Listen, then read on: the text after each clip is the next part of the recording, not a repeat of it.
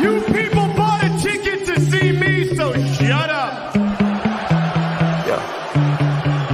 Sometimes I get so mad, there's no control. Ladies and gentlemen, just in case you live under a rock, I might you grab are a looking bat, I at the don't know, my youngest rap, my and blood fastest boils rising over like, star in oh God, here professional goes. I wrestling lost all today. feeling from my head to my toes. You said some shit that I can't let go, so just stay tuned for the rest of the show. So have you ever felt betrayed? Switches how you see things, realize something needs change. Cause I know you got me fucked up, let me show you what's up.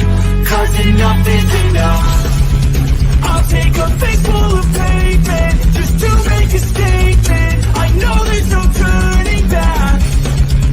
Oh God, adrenaline wasted, so mad I can taste it. I know there's no turning back.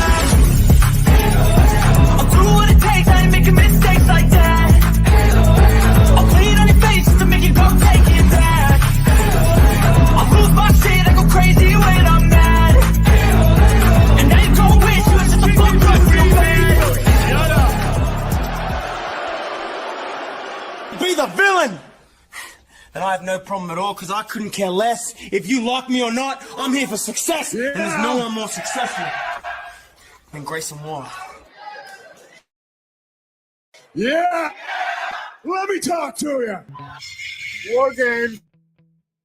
What is up, everyone? Welcome to the new year here on the BX Sports Jedi Network. It is the Heel of the Ring Watch Along. I am your host, BX Sports Jedi Kev, the Don of the Watch Along. Tonight, I'm joined with my friend and fellow NXTer, and now graciously to say part of the Heel of the Ring podcast. It is the Jay. What is up, Jay? Happy New Year, brother. How are you? Happy New Year to you too, and Happy New Year to everybody watching. Thank you for having me on the podcast.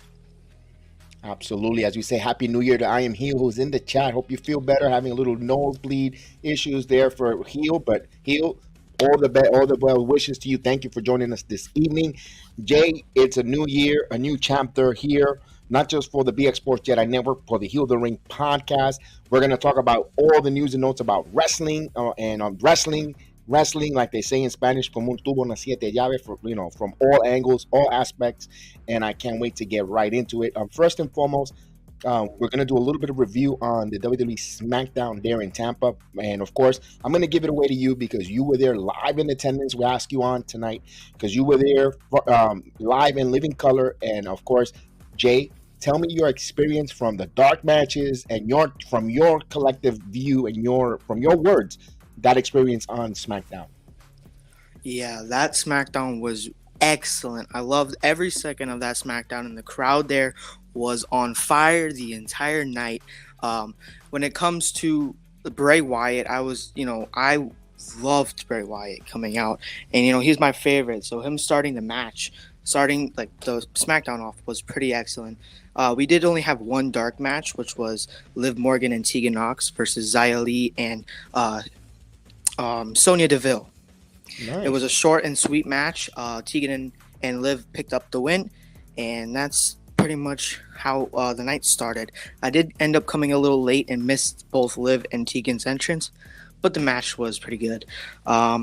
We also had Sheamus and Solo Sikoa, if I'm correct. Yeah.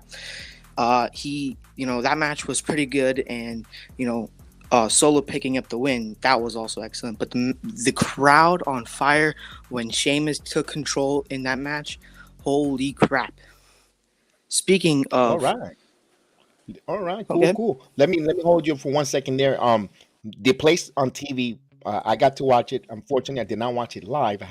We had a prior arrangement an event to go to, but when I watched it the next morning, the arena looked like there was full capacity. You could not fill a single soul in that arena, even if you were to have standing room only. It looked like larger than life. And you know what? I got to tell you guys, Jay, that arena had energy and everybody was on their feet. It felt like a premium live event or a pay-per-view for us Friday night. Can you tell us about the atmosphere, you being there? How electric was it? It was electrifying. It was completely sold out, and from the kid next to me crying when Cena came out to even fans screaming about the return of Charlotte Flair. It was crazy. No spoilers. But the cat is out. You can remember we don't like the spoilers here, so we got to hold it off on as we build. But I gave you the answer to ask me about the electricity, and I can't wait to hear your thoughts there. Let's go with the first match. I know you mentioned it a little early with Bray Wyatt kicking off SmackDown there.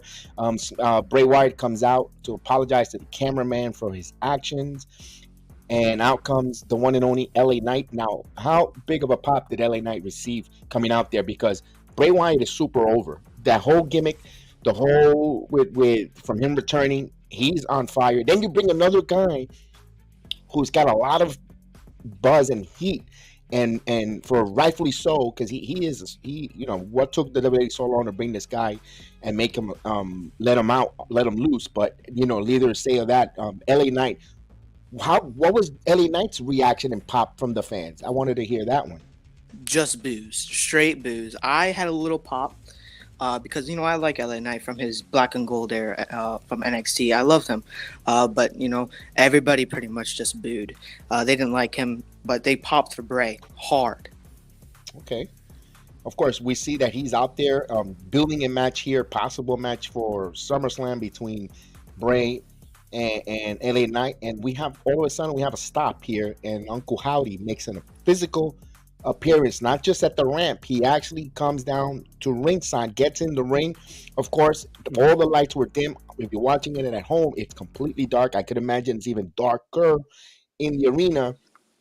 He has that mask. We didn't know that he gets in the ring, and his sister Abigail's Bray Wyatt. Were you surprised on that? I thought I was when I saw it. I was like, whoa, what the hell happened here? So yeah, I was pretty surprised when he turned on Bray and hit his sister Abigail.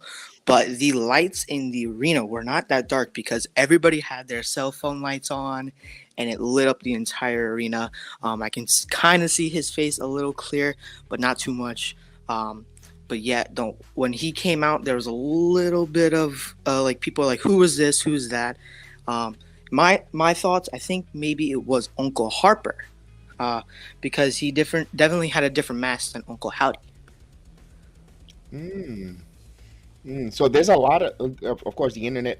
We love the internet. We love this is why we love watching wrestling, and not just that. I know some people despise the dirt sheets and whatever the case is, but as wrestling fans, especially me going back for so many years, and for my goodness, from the very beginning, and I'm watching this, I'm like, who could that be? Who could it be? From watching from photos, still shots, and watching from photos, there was a certain pose that Uncle Howdy did with the hair, looked like Edge. I'm not saying it's Edge, guys. I'm not saying it's Edge. No. Because Edge has more of a shoulders, kind of like a hunch, or a shoulder. The way he walks, I knew that was an Edge, but the way that one camera still totally takes you off the scent, and it's somewhere in a thin build guy. I hate to speculate because we're going to speculate forever. It's going to eventually be revealed, but there's a lot of different names out there, Jay. It's going to be interesting. I like so far the build here, and I like the enthusiasm that we want this feud between these two guys to go at it. But the Uncle Howdy thing, is he tormenting Bray Wyatt, causing him to act erratic?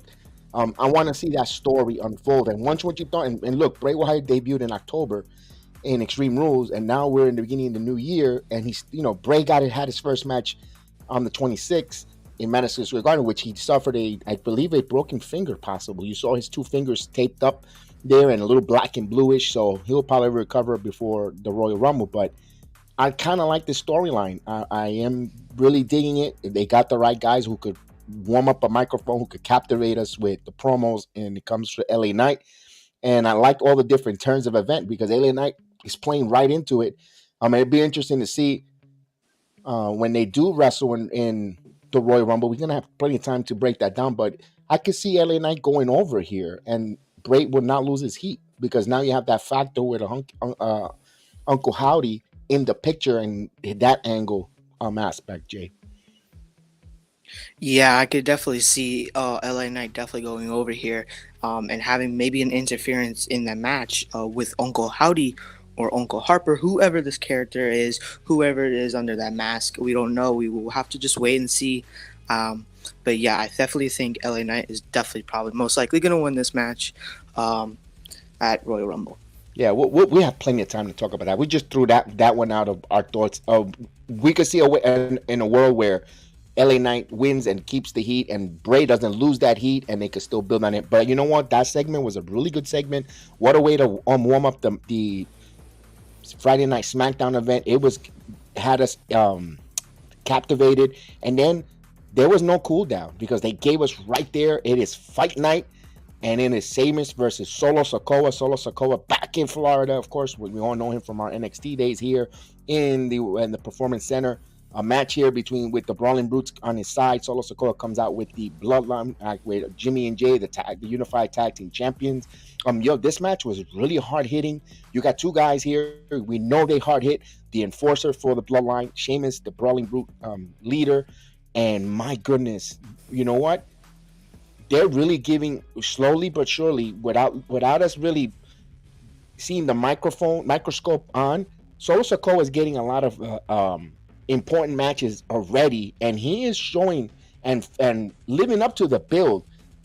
Next year, around this time next year, don't be surprised if we're talking about Solo Sikoa winning the Royal Rumble and possibly cashing an opportunity to go for that undisputed or whatever titles, if they break it up or not, but for a world title opportunity. What's your thoughts there, Jay? Yeah, I would definitely have to agree with you. But that match, yes, it was definitely hard hitting. It was definitely a really good match.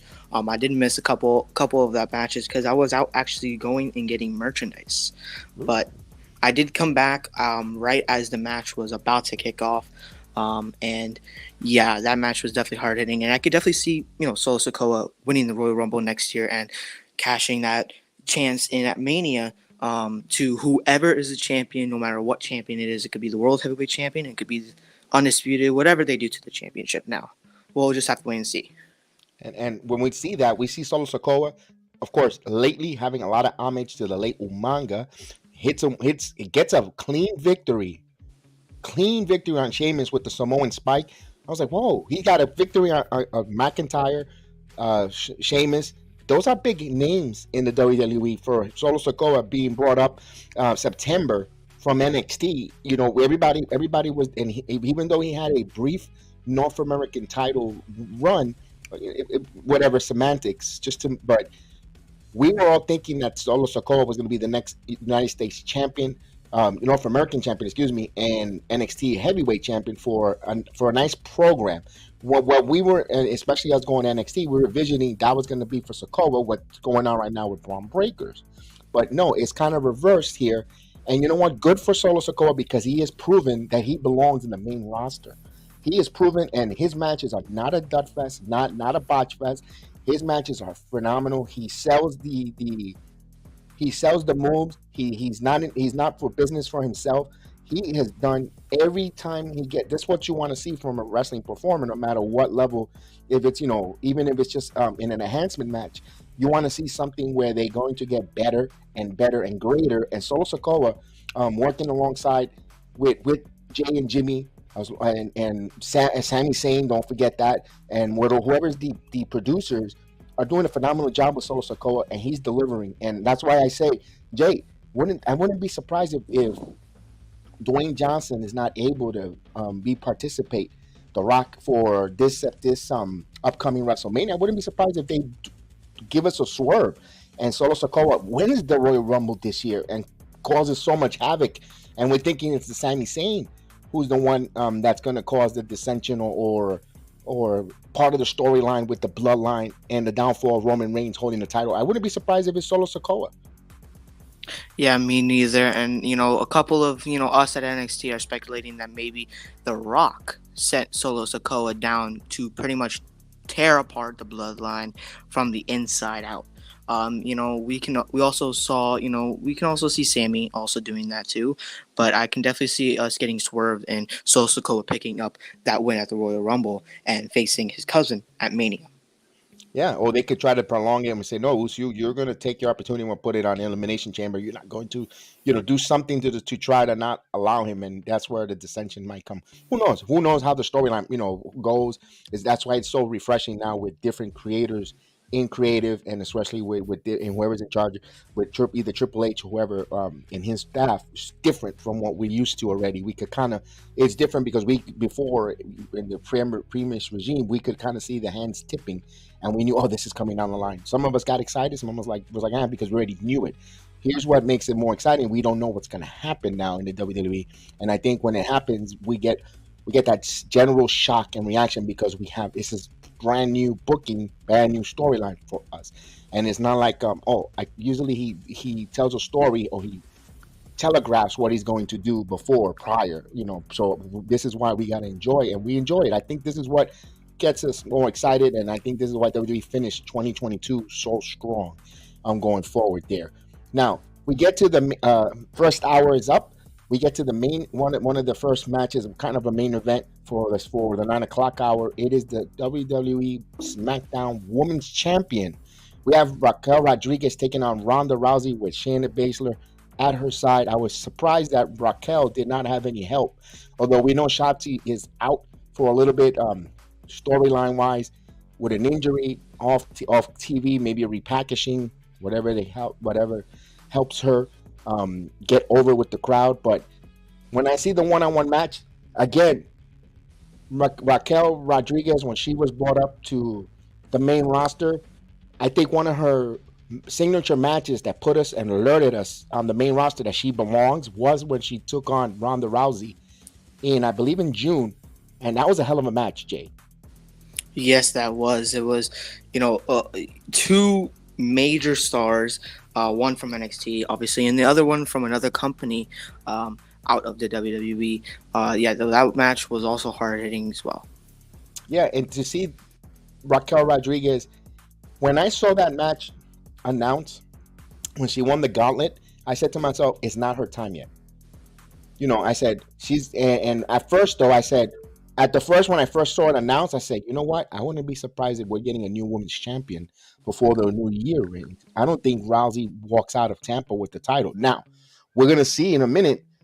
I was half correct because then when the match started, I'm like, but why would they give Raquel the title here with an messed up arm, and then she's going to be, that's the Liv Morgan. I saw that role with Liv, bad elbow defending and beating Rousey. I don't think they're going to go two women in a row with a ligament issue, go out and beat the toughest woman in the planet. She dominated UFC, and for a long time, for her to go out with two ladies again to beat her, it didn't. That's why I was like, I knew there was going to be a new women's champion, but I didn't think. And then I changed my mind, so I'm like, no, because of that angle, Jay. Do you agree with that, or am I over talking myself out of it?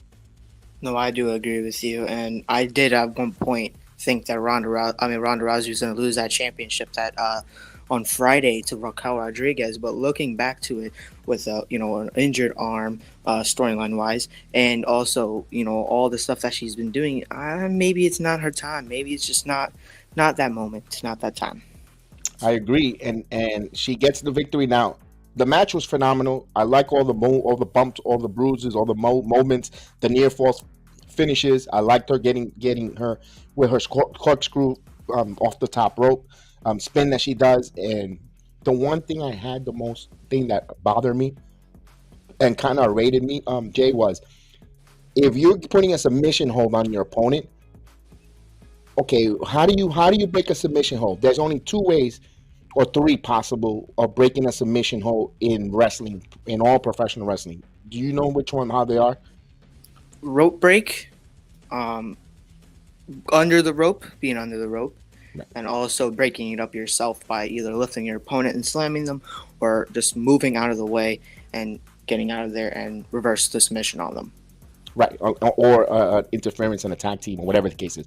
So, and this is a one-on-one match. So when Rousey had the submission hold with Raquel on the top rope, the referee should have said submission break. The fact that he allowed it for like about more than 10 seconds, her trying to put that move on, and I can say she was probably trying to set her and flip her over. No, it was a submission hold with the ropes there. Therefore, that move should have been broken. And of course, she finally dropped. I understand why they did that angle, because she fell more on an elbow and caused her to tap out even quicker. But the fact that she had that move already established and the referee did not enforce the rope breaks didn't look so great. But this is a kids show anyway. Wrestling is for young children, or for entertainment purposes. It's not any FanDuel or DraftKings any money involved. So it's not it's a sports entertainment. It is a sport, but it's for entertainment purposes. There, I get it. So you can't be so nitpicky on it, but there's people that will bring that aspect of it. She gets the submission hold on Raquel Rodriguez there. Then I go, oh, damn. But she was about to cut a promo. I think there was a major botch there, Jay, because she was about to not talk, cut a promo, talk smack, and out of nowhere, someone was a little itchy or a little enthusiastic, and we hear her music. And tell me, Jay, when you heard that music, who came out and what was your thoughts? When that music came out, I was looking the other way and I was like, what? Am I hearing that correctly? Is that Ric Flair? And I turned around and I saw it was Charlotte Flair. And I was like, oh, and I popped for it. But yeah, I think that was definitely a botch. I think she was supposed to say some, a little bit more stuff in there. But, she was just eager to come in and, ask for that challenge, for that championship. Right. And Rousey tried to first be a little bit of a cut a promo as a heel, like, oh, you're still recovering from your elbow, it was like, it's like you took a piece of tinfoil, and just chomped on it. It's like, ugh. But then she goes, no, and you got to put kudos to Charlotte Flair and some of the ladies. Most of the, I could say about 75% of the ladies in WWE cuts great promos. There's still 25%, maybe a little less, that are not so great with the promo cutting, but Charlotte Flair is one of the top notch there. That's why she's considered to be one of the best female performers in history here. And she just saved that promo, says, no, we're doing it tonight. And Rousey, she had to put that title, because remember, she's supposed to be the baddest woman, not to be explicit, in all of wrestling, in all sports, and all female sports, combat fighting. And she put that title on the line, and the match didn't go that long, but it was sellable. They sold it, and we get a new women's champion. Charlotte Flair wins the title here. Jay, how loud did that arena go? Because it looked great on TV. It was really loud. It was, I would say, one of the loudest pops of the night there from Charlotte. I know a lot of people don't like Charlotte, but her beating Ronda is better than Aaliyah beating Ronda. Come on, it's just having Charlotte Flair take that title away from her was actually really cool. Yeah, I don't see I don't know why the Twitterverse are so, or not just Twitterverse. I don't want to single them out. The wrestling community, IWC. Yes, the IWC do not like Charlotte Flair. I don't see why there is that dislike, because she cuts a promo perfect. I mean, she's a perfect promo. She saves other promos that are going to be botched and saves it. And not only that, in-ring performer, excellent. She has the look. She's from a bloodline of professionalism in the sports entertainment and wrestling. She's been bottle fed this from the beginning, and embrace it, because when they're gone, or when you don't see them wrestle maybe once a year, you're like, damn it, I miss seeing SLY or so and so wrestle. As we'll talk about that later on in the program. And I'm all right with it. I'm happy that Charlotte Flair is back from recovery, back into the ring, and it was great to see her. And I love the fact that she went out into the crowd and celebrated with the WWE Universe in the arena. That was awesome. How close was she by you, or you were opposite side? I was in towards the middle, kind of. I wasn't really that close to her at all. But yeah, a lot of people were popping for her when she entered that crowd over there. But yeah, I can't believe that she came back and she did it. She won the championship, and that's what matters. It's indeed. Now you could set up so many numbers of matches here with Charlotte Flair. For the Rumble, who would want to step up? Liv Morgan. You give me a Liv Morgan program with her, because now Liv doesn't have to now you don't have two ladies who not so great on the microphone like Rousey and Liv. Now you could have a match with now Charlotte and Liv, and now Charlotte could carry the promo, cutting the promo back and forth, and Liv could act like she's losing it, type of deal. But she was before Tegan Knox came, unless if they're going to go a different direction, a pivot, which it looks like it. But you could also have reinvigorate Shotzi.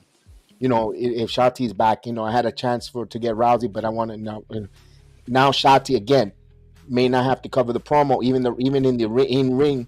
You're going to see the SmackDown Women's Champion with no matter who's the competitor. Even if Charlotte wins, the matches are going to be a little more crisper. She's a veteran that could carry the ladies into a match and put on a good performance. You could even have some of these returning ladies, Emma. We know that they don't have a shot of winning it, but we could give me a long storyline with it, and I think the matches will look better. And we're like, oh, we got appreciation. Candice LeRae. I'm throwing names out there. Or here's a lot of speculation, Jay. Charlotte Flair now. Bailey wants to attack her, start a storyline with. Now she has the damage control. There's a lot of talk that Toxic Attraction is missing a leader. They threw the name Charlotte Flair out there. Yes, I saw that. That could be a come up for the ladies there. You bring up the girls, the ladies, Toxic Attraction along with Flair. JC's to me, JC's great on the microphone. Priscilla, aka Gigi, her promos are good too. She's a good talker on the microphone, but maybe the in-ring ability in there. Also, in the NXT in Orlando, a little bit peek behind the curtain, Charlotte was working with Zoe Stark. She was working hand in hand with Zoe Stark, and I heard Kiana James was named on there as well. So you never know. Unlikely pairing. You never know who or what they might think of, because they are high on Kiana James. They love her ability in the ring. She has mannerisms of a heel. And, of course, Zoe Stark's turn now with Nikita Lyons, but I don't know where they go with that after that feud is over. So keep an eye on that, Jay. You heard it here first, just a little hunch. I'm just thinking about that going long term or a story line in there. So all in all, Charlotte Flair is back. That's a great thing to see there. We enjoy that. One thing here, I don't know if you saw this in the arena, the backstage promo with Top Dollar. Yes, I did. I see the Top Dollar and Ricochet going at it with each other, calling each other names and stuff like that, leading to the match that's happening next week, qualifying for the Royal Rumble, which makes no sense to me because the following week, Kofi Kingston said, I'm entering the Royal Rumble. And then the following week you have, now you're going to have a qualifying match for the Royal Rumble. Makes no sense. Well, the promo starts off when you see Hit Row in the locker room about to walk, and out comes New Day comes up with a wooden broom. They put it all the way down low and says, hey, can you jump over this to Top Dollar? And then everyone else jumped in on the butts of jokes. You had Maximil Male Models make a couple of jokes, and of course you had Ricochet, Madcap Moss threw a zinger there. You got to check out the video, folks. I'm not doing it justice how funny it was. It was hilarious. And it got to the point where Top Dollar did not like it. He says, oh, you think, and when it was Ricochet's turn, he says, you think I'm a joke? He gives him a shove. Could it be the beginning of the heel turn for Hit Row? Maybe, maybe not. Maybe with that botch there, maybe they will turn heel. Maybe they get the crowd heat. And maybe that's a good thing for Heat Row if they do turn heel, especially with that botch could open up the doors for them to be a heel turn, a heel group that will catch some heat. And then they just become serious, because not for nothing, as many people still think that Hit Row is not so much good, or they kind of stink or whatever. They had a good match with the tag team champions, Jimmy and Jay, last week. I you know what? Besides that, I enjoyed that match for that title opportunity. They were really good. Yeah, that match was actually really good, and I loved it. Having a little fun with Hit Row and stuff like that, having that match. But also another thing about that thing that you just said before, the qualifying match. I saw something online saying that they're looking to push Top Dollar I saw it. Maybe that is why they're having that qualifying match, so you can pick up that win and go into the Royal Rumble. And I don't want to say that maybe he might win, but you never know. Things can always happen in the WWE. Jay, he doesn't have to win to get over. He doesn't have to win the Rumble to get over. Top Dollar, I believe he's 6'8", big guy, over 300 pounds. You book him in the middle, coming in around number 9 or 8 in the Rumble, or 14, and he could come in and just clean house, be a dominant force, go in there, a la Kane. We've seen the big men go in there and just take people out, like eliminating after eliminating after eliminating, and he looks like a dominant force in the Royal Rumble. You could book him that way, and he eventually gets taken out, whatever, or you could keep him at the final 6, final 5 wrestlers, and then you could have him finally get taken out of fatigue or whatever case. So you could even put the angle his knee gave out, and he was so dominant, and my goodness, and his knee caused him an issue, and he loses the Rumble, but he still gets to generate, and you make him look larger than life. Or he goes in there and he eliminates Omos.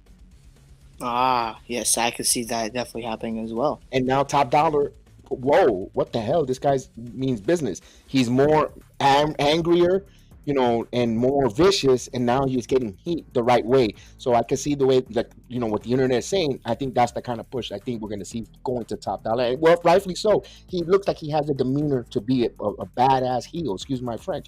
He looks like he's gonna. He looks it. He has the part going forward. Yes, definitely. And speaking about looking at the part, we get the one and only, our Intercontinental Champion, Gunther, comes out with Imperium, Ludwig, and Giovanni. Go in there, cut a promo. I love the promo vignette they gave us. They showed all the wrestlers that he had defeated in his Intercontinental run. Gunther, larger than life persona, Jay. That's what all he is. Larger than life persona. And WWE elevated that Intercontinental title in less than half a year. What's your thoughts? Yeah, definitely. They definitely elevated that title to be one of the top titles on SmackDown. But yeah, all those people on the screen coming that Gunther defeated and crushed and demolished. But when Sheamus came on the screen, pop. Ricochet came on the screen, pop. It was incredible. The arena was on fire for just something on the screen. Once again, from watching it at home, didn't have the privilege to be at the arena. It felt like a pay-per-view, premium live event. It felt so energetic. Listen, this is Tampa, what Tampa, Florida brings. This wasn't, no disrespect. I know I'm going to get some heat on this, but that wasn't Pittsburgh. Because Pittsburgh had 2 wrestling shows. They had Raw and SmackDown. They both were duds. They were sleepy. They were sleepwalkers, and they stinked. Tampa did not fail the WWE Universe as a crowd. They were electric. And my God, that looked phenomenal. If you say they popped for those vignettes, good job there. And of course, Gunther continues to talk about all the domination and all the wrestlers he's dominated. Out comes Braun Strowman, the monster of all men. This is going to be a hell of a war between Gunther and Braun Strowman, Jay, because we know Braun is a big guy. He stand next to Gunther. He was humongous, but Gunther, like I said, conducts himself like a 7-footer. He's only 6'4", folks, but Gunther looks like he's a 7-footer out there. The way he conducts himself, the larger than life persona that he is. I cannot wait to see these 2 men go at it. I'm hoping that they don't give us a dud, but Gunther, I cannot remember. If you could watch all his matches in NXT UK when he came to the main roster in NXT, and then finally to the WWE, I don't see a dud of a match with Gunther. He brings out and he takes the matches to another level. Even if you were to sabotage it, he knows how to just he just knows how to lead you to a good performance in the ring. And that's also another big aspect of some of these performers. That's why he has been so successful in everywhere he's gone and keeps elevating. And I can't wait for him and Braun Strowman to have a good match. Yeah, me too. I can't wait for that match and having them build it each week during the World Cup qualify those matches on SmackDown that we saw, building each week of Gunther running away from Braun, and I was just waiting, and now we're finally getting Gunther versus Braun Strowman. That match is going to slap. Yes, it's gonna slap. It's gonna be two big, larger than life men slapping the living daylights out of each other. Speaking about daylights, we get word from Michael Cole that we're getting a Mountain Dew pitch black match in the Royal Rumble between Bray Wyatt and LA Knight. This is gonna be interesting. I believe it's gonna be the way we saw when Uncle Howdy came out. That kind of a match. Jay, everybody's interested and intrigued of this match. Do you? Let me ask you this before we elaborate. Would it be in a? You think it's going to be in the ring, or is it going to be like a cinematic type of match? I think it's going to be the ring, and just to try to like say something here for the bitch black match, just maybe might happen. You know how Bray Wyatt cuts those promos, and you have that little purple light. I think that maybe will be the match. We'll get a purple light in the ring, and they'll have that match, and that will be called the pitch black match. All right, because I know people had a lot of issues with the red light, with all the camera angle in the red. I believe it was in the Third Dome. Am I correct? When they had the red light, and wasn't too much of a fan of it, but it'll be interesting to see there with Bray Wyatt. Remember, now they're allowing him to do a little more creative control in his program, in his feud storyline. So it's going to be interesting to see what kind of match this is here. As we said, hello to Jeff Samuel, and of course to JC Cruz, salute. Thank you. Happy New Year, my friend.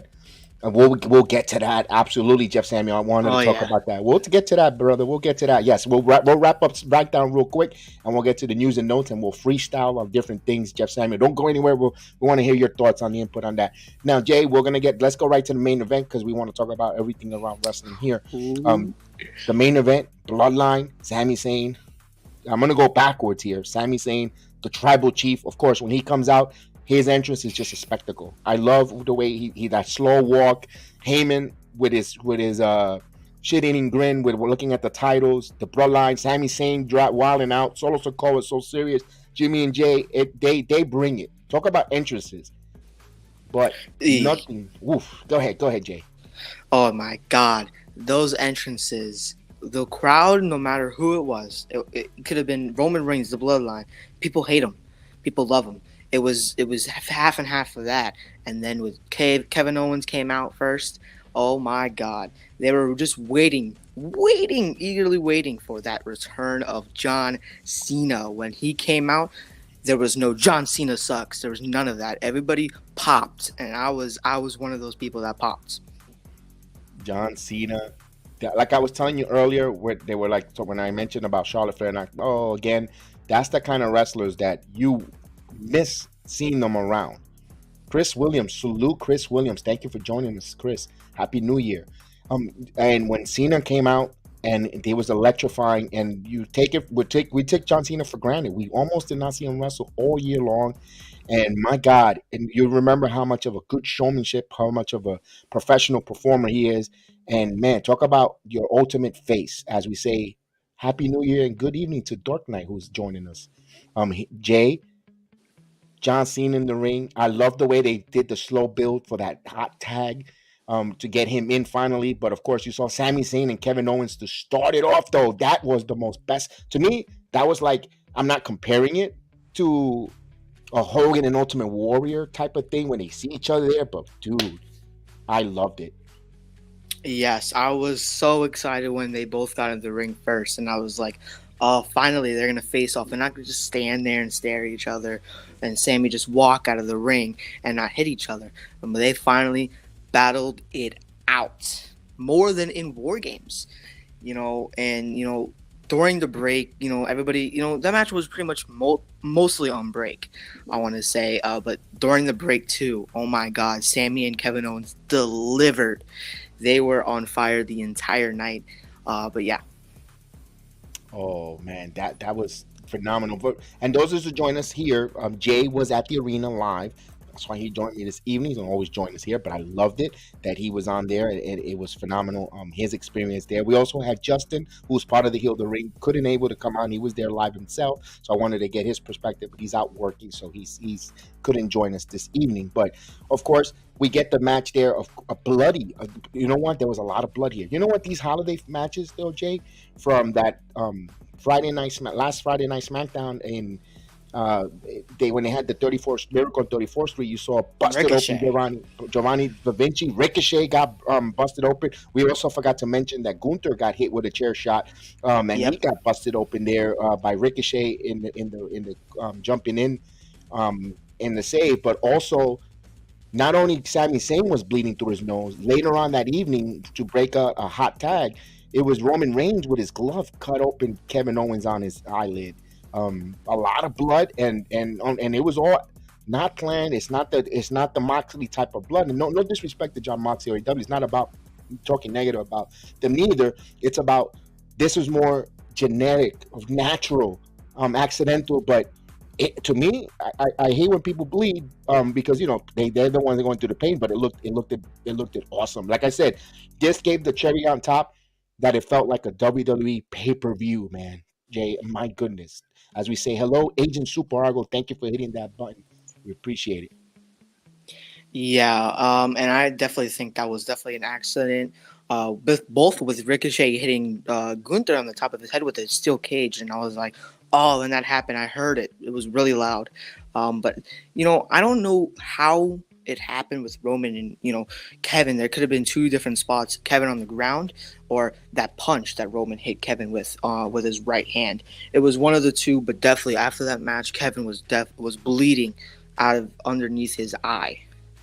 Oh, he was. It was. And that's why I said it looked so, so, so natural. As we say, Tyler, Tony, salute. Happy New Year to you as well. Thank you for joining us.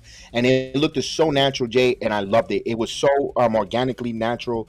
And of course, we get the stunner. We actually get the two knuckle shuffles there from John Cena and Kevin Owens. And of course, Cena gets the victory on Sami Zayn. All in all, we knew we just didn't know how the match was going to get to that result. But man, that the crowd loved it when he get the victory and a pin. And for us on TV, we got as far as when Roman Reigns was out in the ramp area, and that's when it went off the air. Tell us what happened afterwards, because I know there was a little extracurricular stuff, and you were there live. Please elaborate. Floor is yours. Oh, so sorry if my mic got a little bit weird. I had to put my phone on the charger. But to say what happened after the match, we had both Sami Zayn and the Usos attack both Kevin Owens and John Cena, viciously attack. And then right after, we got both Drew McIntyre, which we forgot to say happened. He came out, returned earlier that evening with Sheamus and Solo Sikoa. But yeah, Drew McIntyre and the Brawling Brutes came back and helped both John Cena and Kevin Owens. And then we had a heartful John Cena speech that left multiple people in tears. Obviously, with him only having one match this year, it was just an excellent promo by John Cena. Phenomenal promo. He acknowledged that he lives in Tampa now. He acknowledged that he misses this, kind of like saying there's not that many more matches for him available in the WWE. Of course, he's 45, 46 years old. That's not old at all. Especially when we see performers go up to 65, 67, like Ricky Morton in the ring back and forth. He's a young 67. He's high flying. And I know that John Cena, a part-timer, come in and out. Always good to see that. It was phenomenal. But man, what a way of closing the year with that. And my goodness, the way the year went out, wrestling, all in all, for wrestling had a phenomenal year. Let me tell you, from AEW down to Impact Wrestling to WWE to NXT, I think the wrestling is in great shape, despite the fact of all the politics or the backstage scrums and all that other nonsense that comes with it. Who walked out, who didn't walk out, who got released, who got removed from their position in CFO, whatever the case, NDAs, all that nonsense.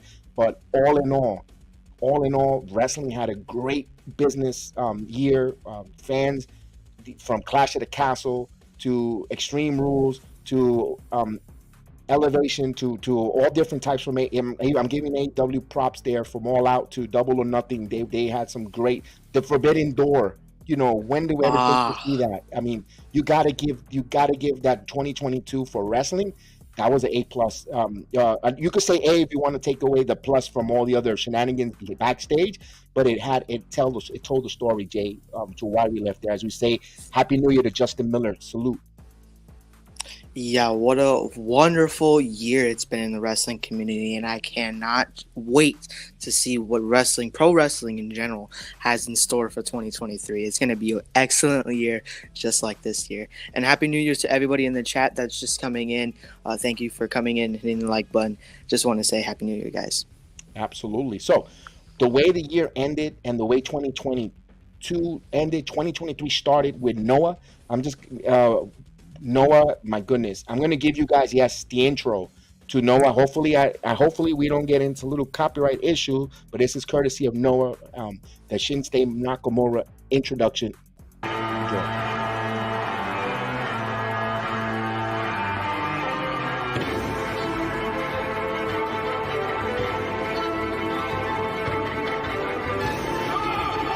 Look at that robe. Classic Nakamura. This is classic. Awesome.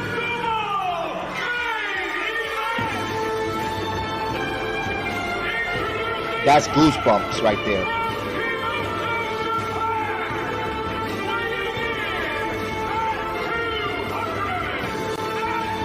I love it.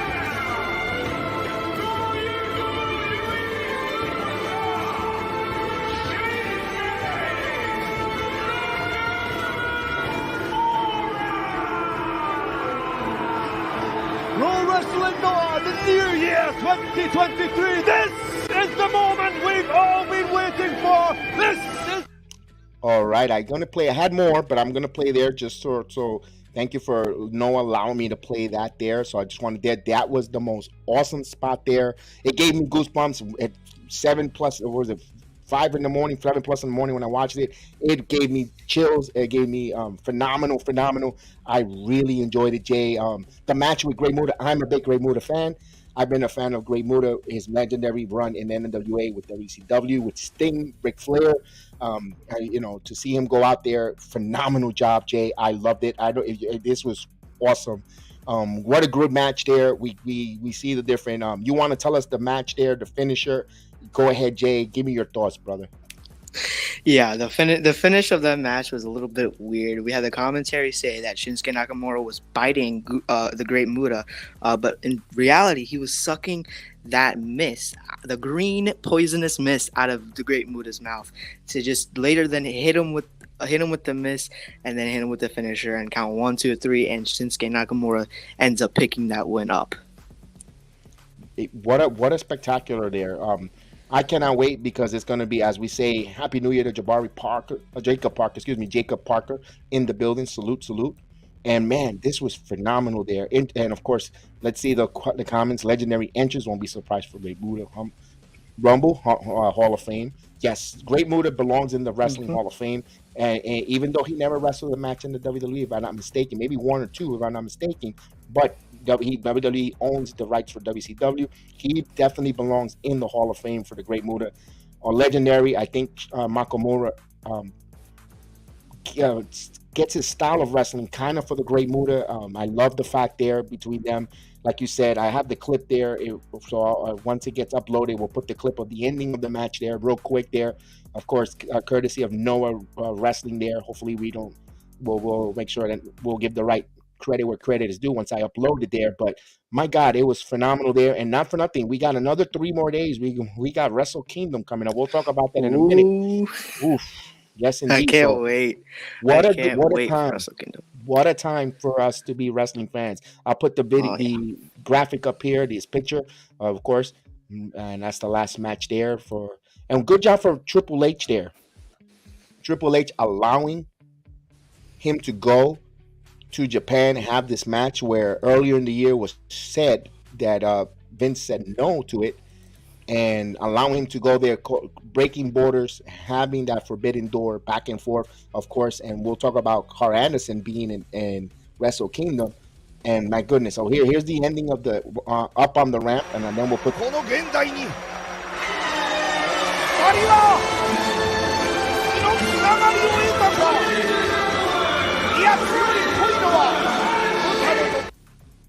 That was the ending of there when they were both embraced the hug.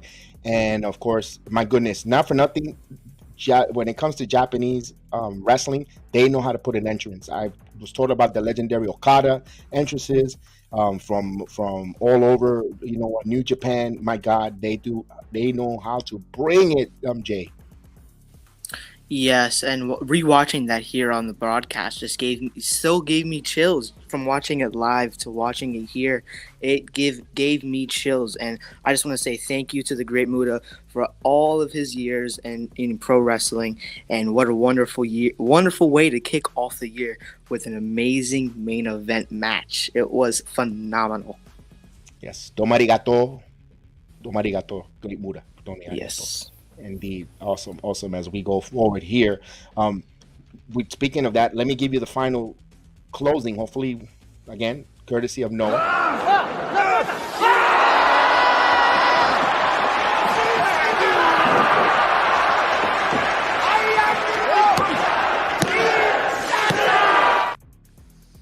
And of course, just give you that quick inside little peek there.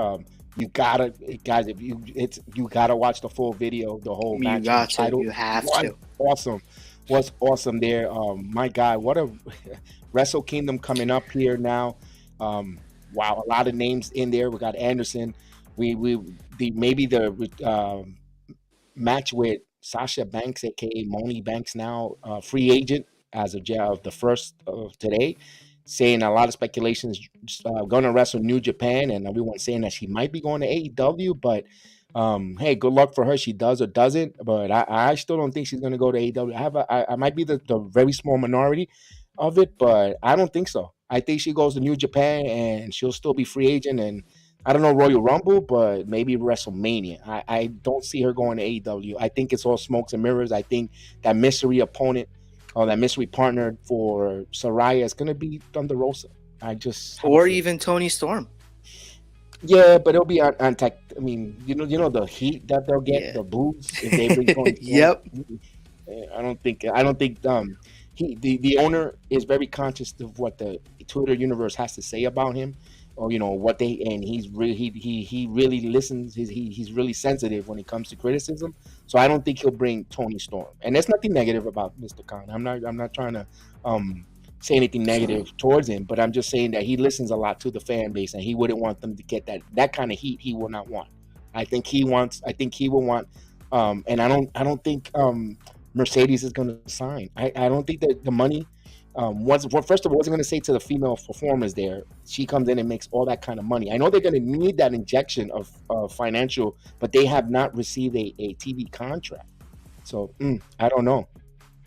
So I'll continue where you take a moment there. So I don't know.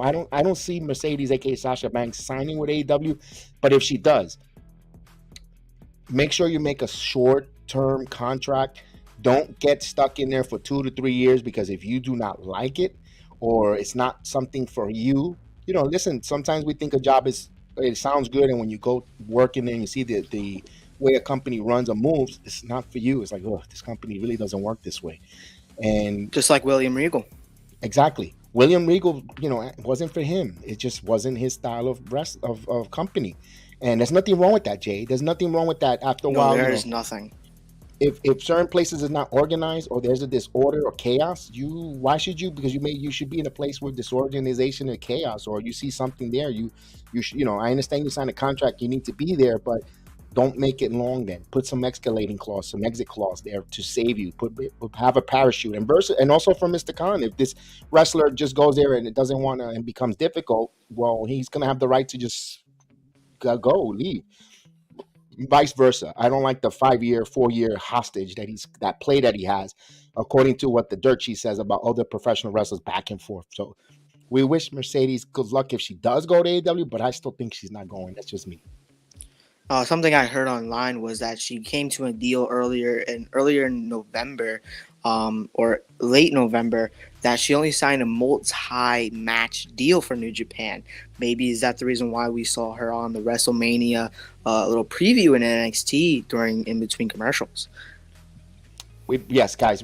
For all the folks that are watching and listening to us, either the audio platforms or video platforms, we do. Me, myself, Jay, and majority of the Heel of the Ring podcast participants here, and we go to AEW. We go to NXT, every Tuesday night So we are a part of the NXT universe. We frequently we go there. We have our eyes and ears set at the NXT Performance Center with the WWE, and we do see all the different promos and vignettes, and they still keep promoting Sasha Banks on there for WrestleMania. So unless they change it in this new year, upcoming new year, because technically she was still a WWE performer until today. So we shall see now when we start going to NXT Tuesday and going on forward, if that she's still going to be in those promos, Jay. So we got to keep an eye on that, though, those little nuggets. Yes. She also came up on a program, piece of paper from one of the live events. She came in the top left corner, but also had some names, some people's faces that were not in the company. So I think that was a little, mishap from WWE in their hands there. They claim it was a little bit of a mishap there, but I don't. You know what? WWE is so, they fine tune and they comb every corner of everything. They make sure every I is dotted, every T is crossed, every hair on their hairs are combed and or spray paint correctly, and for them to do that, I don't think so. I think I think they're trying to swerve us. I think this is a Triple H thing with that intro too. Remember that intro that she was in with? Yes. Yeah, it was just her, not Naomi. It was just her. Yes. And I think they're putting us with a swerve, thinking that she's gonna go, and it's not gonna be there. Listen, Jay, would it surprise me if it's Naomi in AEW? Than Banks, it would not surprise me. And that's a big monster swerve. No, for both. I wouldn't surprise me one bit. It wouldn't be surprised if it's Naomi go to any AEW to go there. That wouldn't surprise me because one is not going to cost as much. I just don't see Khan paying her so much money with all the ladies there, with Britt Baker, who's carried that wrestling company for the women's division so far, and others, for her to come in there. The dissension. They already have issues in the locker room, with the CM Punk and all that. They're gonna bring her in here. I don't know, but we shall stay tuned there. Let's jump off that topic there from Naomi there. We from Naomi and Sasha Banks. Let's go into some different other news here. Speaking about Mandy Rose. Now, we go back to NXT with Mandy Rose now. Mandy Rose still keeps her Twitter handle at WWE Mandy Rose. I'm thinking 90 days, she's back, man. So do I. I definitely see her coming back. And as people said online, Triple H has said the doors are always open for Mandy. It's never closed. And I can definitely see her coming back and regaining that championship. Maybe she might actually swerve and be at Vengeance. Maybe. You never know. You never know there. We never know if she's there going forward with that with NXT. I'm glad I saw it in the chat. I'm glad that you saw the match, Tyler Tony, with Bronco and Level Up. I'm telling you, keep an eye on them. A lot of young, good wrestling wrestlers coming up in NXT. That's why I know it's a Level Up, and you might not compare it to Rampage or Dark Elevation, but Level Up have some. Go back and watch the last month of Level Up. The matches there are fire. Jay, what do you think? Sol Ruka, those matches on Level Up with those cutters, it's literally amazing. And I don't know why anybody downs on Level Up. It's I get it's a 30-minute show, but it has 3 matches, 3 banging matches. It's amazing. I can't wait for those stars who are on Level Up to come to main NXT and show their wrestling abilities. Yes, a name to look out for: Sol Ruka, female wrestler. She has a wrestling move. She called it, by the way, the Soul Snatcher. So look for her finishing move, the Soul Snatcher. It is awesome to see. We saw it live when she debuted it in person, and the arena. My goodness, everybody wanted to jump out of their seats. It was that awesome of a move. Watching it live out of nowhere, unexpected. Yeah, definitely. The crowd popped for it. And I was not expecting her to hit that move. Was not. It was just unexpected. It happened out of nowhere, and I just can't wait. I really just can't wait to see what happens. Indeed. We just can't wait to see there.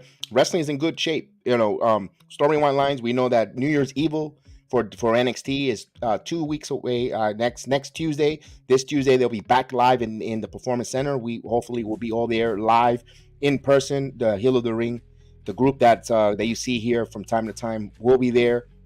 We cannot wait to see everyone back, to see the performers, to see what's next there. One of the matches I'm looking forward to is Carmelo Hayes taking on Apollo Crew. That's going to happen this Tuesday. That's going to be a banger there, high flying with some excellent in ring ability for both guys. Yes, definitely. And with the Carmelo Hayes versus Apollo Crews, both competitors want a shot at Braun Breaker's title. We never know. It might be Braun Breaker, it might be Grayson Waller. But whoever it is will definitely face the winner of that match at Vengeance Day. Yeah, speaking of Grayson Waller, he's going to have the Grayson Waller effect, who will be his guest. The one other than the champion, Braun Breaker, will be signing the contract there for Make It Official, New Year's Evil. So we're going to have Waller versus Braun Breaker in New Year's Evil. Hey, it wouldn't surprise me if we see Grayson Waller as NXT champion come not this Tuesday, the following Tuesday. Wouldn't be surprised.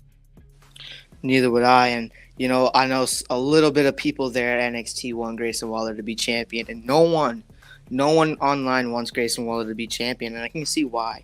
But, yeah, I can't wait. And I hope he takes that championship away from Braun Breaker, so Braun Breaker can head to the main roster. Okay, interesting quote on that. Personally, you know me, I'm one of the few that am a Braun Breaker fan on the Braun Breaker section in the NXT arena and in the Performance Center. Of course, respect a lot of the other performers, but I say it once and I say it 1,000 times. The number one heel, the number one up and rising heel that cuts promos off their top of the head, who could zing you without using profanity, without taking you with the low-hanging fruit, is Grayson Waller. Grayson Waller is the number one. You know what? Miz had his little bit of a run. It's time to go. Go, be dad. Go, be on your way, sir. No, seriously, he doesn't bring nothing no more. He's not a main eventer. He's just a filler. Grayson Waller's time now. He's the main guy now, who is the number one heel in WWE and NXT. He's even greater than Maxwell Jacob Freeman. Yes, I said it, because Maxwell Jacob Freeman is the AEW champion and the ratings is tanking. What does that show you? They're not generating. Everybody wanted that build. He's champion. It went nowhere. Grayson Waller is growing by the leaps and bounds. And when he gets on that microphone, my goodness, he burns anyone, and he doesn't have to go be with profanity or long-hanging fruit. He's just hilarious. And Grayson Waller has the it factor in NXT right now, Jay. He is the it. I'm sorry. I love Braun Breaker, but wouldn't surprise me one bit if Waller becomes the champion and starts picking his nose in WWE now with that title and looking for trouble. Yeah, it wouldn't surprise me either. And him picking on Booker T, man, that's definitely building his heel character really big. It's actually really good seeing him pick on somebody like Booker T and building that heel character up a little bit more. But here comes New Year's Evil. We'll just have to wait and see who wins that title. Indeed, we'll see there. And now let's talk a little bit about the All Elite Wrestling here, just real quick here. I'm going to tell you one thing. I really enjoyed the Ricky Stark match with MJF. I thought it was a little too soon. I thought it was just a little too soon for them to wrestle. I think when MJF is ready to drop the title, I think I would like to see Ricky Stark have the opportunity to win that title and go forward from there. But I enjoyed that match between those two guys. Yeah, so did I. I had to rewatch it because we were at tapings. But yeah, that match was actually pretty good. And MJF obviously next week, following week after that, says he won cleanly. Not so fast, I don't think. MJF. MJF. He always has to win some type of way. But yeah, I don't think it's that time for MJF to drop the title to Ricky Starks. I could see definitely in the future when it's when his contract's maybe a little bit towards to being over. And definitely could see him drop the title to Ricky Starks.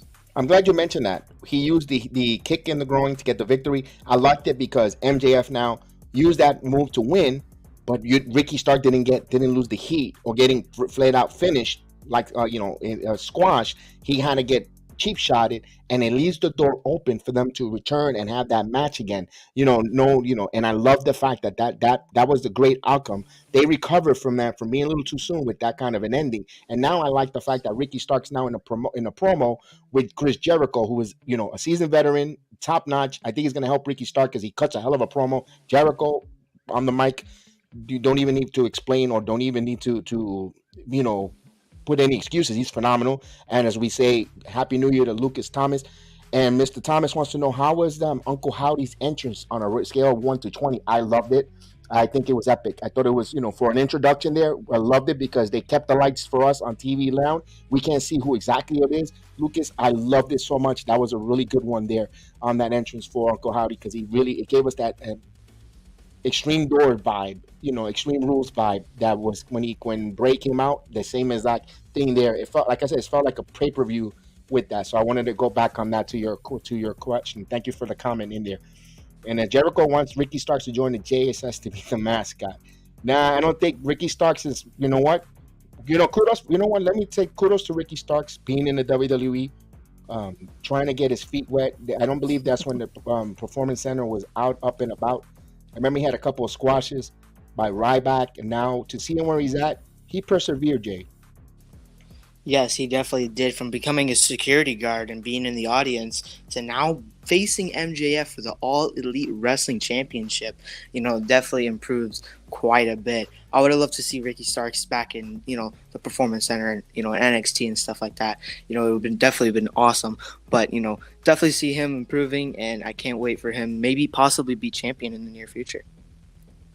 Indeed. And of course, he's a fan of Jim Johnson. His entrance important for your character. Absolutely. If you have a great entrance, a good theme song, I think it helps your character. If you have one of those entrance, you really, sometimes you can't connect with the crowd. If you got a great theme song, I think that's what helps. So back to Ricky Starks there. I'm glad that, and one thing I like about Jay, although their numbers are tanking and their numbers are going down the opposite direction, but they're letting their homegrown talents now elevate the company. They're gonna, and you know what, I gotta give Khan a kudos. He's going to try to sink or swim with them homegrown talent. What I mean, MJF as champion, Ricky Stark as champion, Acclaim as the tag team champions. I personally, I'm a more, even though people say they're not watching it, I'm more of a fan of that because it's not the same old WWE has been retread, which is nothing wrong with it. I don't mind seeing I love when Chris Jericho was champion, Lee Champion. I've got two bottles of the champagne sitting there. I'm waiting to one of these days get signed by them. I liked it. I like that fact, but you got young guys that you don't want to see them lose their treads or their thoughts in AEW, and he's bringing them up as champions. I enjoy it. Although I wish they would have not done the Samoa Joe thing. I think Warlord, I think they buried him. That's it. He's cooked. He's cooked. I don't see any recovery to bring Warlord back stronger than ever. Yeah, definitely not. And like you said before, the AEW viewership is declining so much. And I really think that AEW this year will definitely have an uphill run with their views. But yeah, Samoa Joe, I don't know. I was very surprised and what the hell? Why would they put Samoa Joe as the TNT champion? That makes no sense. But Warlord, yes, definitely. He is, it's done. Warlord's done. He needs to move on. Forget about the TNT champion. Go to TBS, be on Dynamite, not TNT. Come on. Go for the AEW championship. Maybe he might have a little shot against MJF, but definitely is over for Warlord. Yeah, that's the only way he's gonna get back that stardom or that heat again is by going after MJF. But after having Samoa Joe cut his hair, kind of demasculating him, losing that title there personally, and how is it? And you can see now, he was the only one that gave MJF a tough time, and MJF is champion. I can't see a Warlord beating MJF now. Warlord has to go on, and there is no Royal Rumble. Even if you do one of those gimmickal battle royals or casino battle royals or whatever, it's nothing there like a tournament or something where he could be a build for a Warlord. And I think they kind of missed the boat. They might put him with MJF for a title run, but I don't see MJF dropping the title to Warlord now, Jay. Neither do I. I definitely don't see Warlord being champion, but it may help his character out a little bit more. And yeah, I think when Samoa Joe cut his hair, I was like, oh, maybe because new year, new him, new look. But when I saw a little video that he acts so confused and was asking the security guards there at the arena what happened to my hair because he was so confused. But I think that was definitely kayfabe. Okay, maybe he's gonna send it to Cena to patch up the who knows. Yeah. But all in all, for All Elite Wrestling, I always said it. I've said it. I've been a fan before it. Before, even if she does or doesn't, I think the women wrestling in AEW, they need more time. They need more time. I know everyone's like, oh, but I think they have talent. I'm one of the few, and I've been said it, and those that watch my Heel the Ring podcast for a while now, I've always said the AEW women they're talented women. From Britt Baker, Jay Cargill. Jay Cargill is the lowest one out of them as the champion. That they to why they keep them separated or they don't even sniff about having them wrestle one another. That's a big money match, but not even close about putting them in a program together. But from Tony Storm to Ty Conti to AJ, Anna Jay, and so forth. They need what they needed was I don't know if Khan is willing to do it. They need a pay-per-view, a woman's type of pay-per-view. And now that you have Saraya there, kind of a women's revolution type of deal, but I don't know if they'll pull the trigger because I don't know. What's your thoughts before I elaborate more? Yes, I would love to see a women's only pay-per-view. But I hope that when they do, if they end up doing that, I hope it doesn't fail as much as WWE did with that pay-per-view. But, likes of Britt Baker, Jade Cargo, which I don't know what they're doing with her, having that, run as the TBS champion. I don't know. I have no clue. We also have Jamie Hayter, who just recently won that AEW Women's Championship against Tony Storm. That's another name. Well, Saraya, coming in, making, having the women's revolution, just like she did in WWE. I just can't wait. Hopefully they have that women's pay-per-view. Hopefully, I'm just crossing my fingers. Yeah, you could do it in a tournament, or all elite. You could make it the all elite women. All elite woman pay per view. Who's the top all elite woman? Doesn't have to be for a title. It's just that like a king, not like a queen of the ring because you can't really think that's trademarked by the WWE. But all elite woman, the baddest woman or whatever, all elite. She's all elite, and have a tournament type like a Royal Rumble. I mean, like a King of the Ring type of deal with all elite wrestling, with all the ladies out there and showcase. I know some people might turn off the program, but you got to give that opportunity to the ladies. They're performers as well. They work extremely hard, seeing them, not just from NXT night after night. They deal with a lot of different things. And personally, it'll be phenomenal to see where they go with that, with the all elite wrestling women, especially if they're going to continue to grow. They have a lot of good Scarlet Blue, Red Velvet. You got Kiera Hogan. You got Layla Gresham. They all wrestle in indies. These ladies wrestle in different programs in indies. Some of them are champions. You got also the former Ring of Honor champion, Mercedes. Mercedes Martinez there. She was a hell of a wrestler. We saw her in NXT. She could go. They have talent there, but they just 9:30. This is my criticism of All Elite Wrestling is at 9:30 for 10 to 15 minute segment of a match. It's not enough time to showcase the ladies, Jay. No, definitely not. And also in a comment here, Chris Williams saying, the women's tag belt from Paige. I definitely heard that. I don't think there's enough women on the roster to have women's tag titles. But yeah, definitely need more than 15, 20 minutes for the women. Let them have an hour, at least a little bit over an hour of TV time. Definitely. If they were smart and creative, they would take Rampage and make that majority the women's show. Be honest. Yeah, they should make Rampage just a women's show. Definitely, I would love to see that happen. And you could inflate storylines from Dynamite or what's going on with the men. Just storyline. You don't have to, or an interview from time to time, just to get people to tune in but that's where the women should be there. Showcase them. I think on a Friday night, you get some good hardcore folks to watch it. I think they'll do really good. Personally, that's just my opinion, but I think so because I would tune into it. 10 o'clock at night. They're not really much sports. The sports are coming to a conclusion. They're ending unless if you're going to watch the West Coast games. But Friday, you'll watch it. You'll watch it. The ladies at night there. I think it will do really well. Personally, I think that will go forward for AEW. But we'll still see. Hopefully they make something different there. Look at this one. Tony should do a women's tournament to determine who faced you. Hey, I'm invested because who's going to take the 50-0 when she gets close to 50-0. Peters, I would do that. That'd be phenomenal. That'd be great. That's an honor now to you're going to beat all these ladies and you're going on a run to take an undefeated streak away. Jay, what are your thoughts on that? Yes, I would definitely agree with Jacob here. In that with the tournament for the Jade Cargill match. Yeah, definitely. Maybe she might get to 50. We don't ever know. But definitely. Yeah, that's another one there. That'd be phenomenal. And of course, Willa Nightingale, everyone, she's right now one of the top babyface. Willa Nightingale from Long Island, New York. She's right now a top babyface there in the company who's getting some steam there. She's big persona, big larger than life. And let me ask you this, Jay. I know nobody, and I just thought about Willa Nightingale. Could Soraya's partner be Lena, not Lana, Lena, which we call her Anaya Jax? It could be. Now that I think about it, maybe it could be. But we'll never know. We'll just have to wait and see. January 11th, Los Absolutely. Angeles, California. The last match. I just can't wait. Absolutely, and then they have the trios final. That's what I was match. talking about. Yeah. Yes, the last match. I'm glad, and thank you for leading into that segue with them. We all know.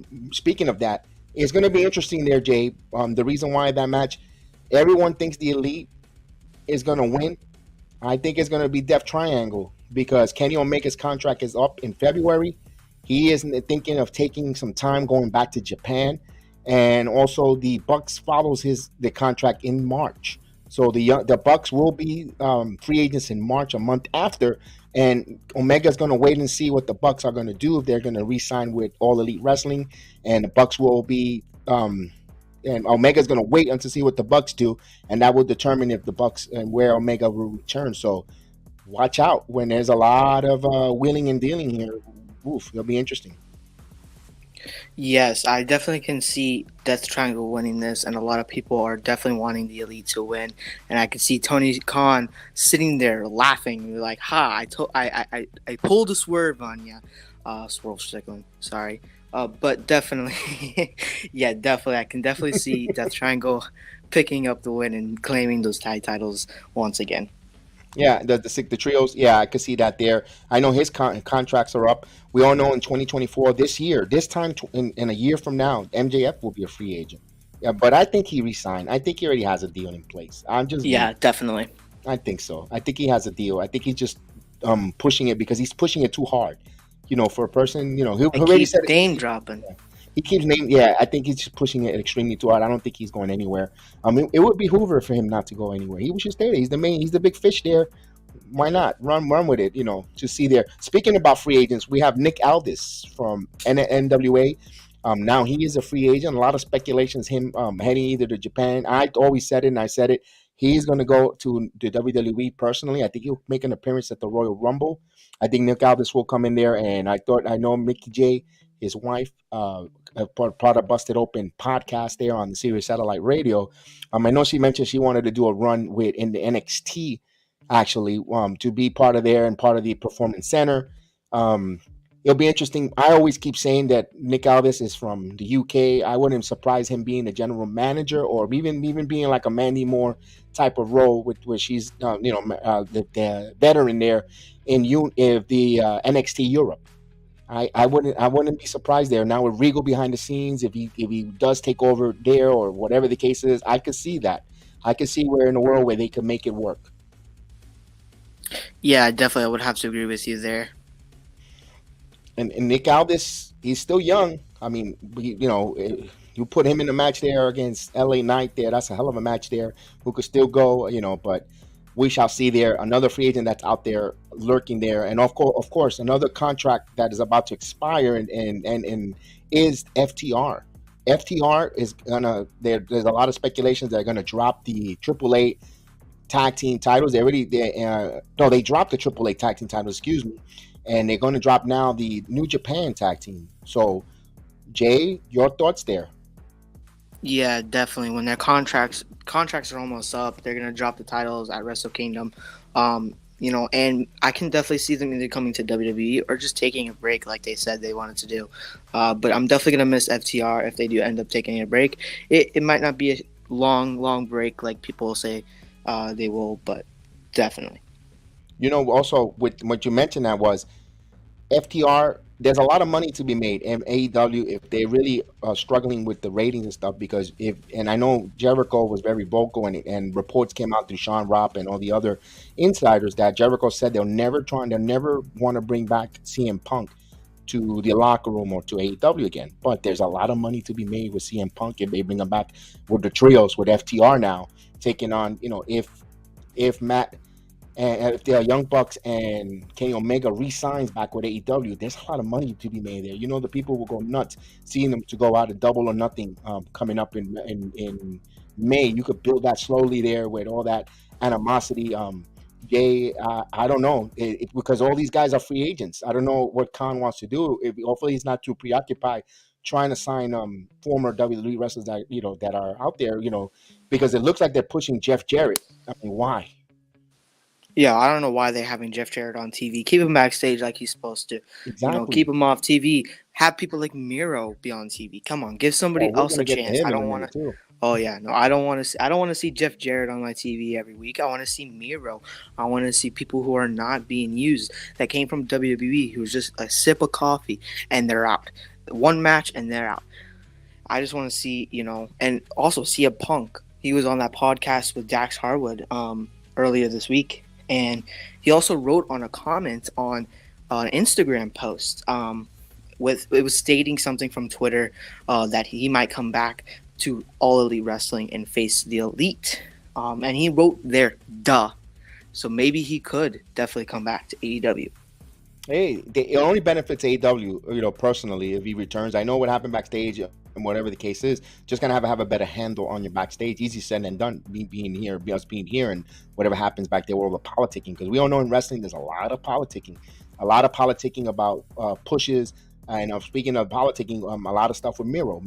Of course, not happy with not being put on camera, not with the way the role he's being used in AEW.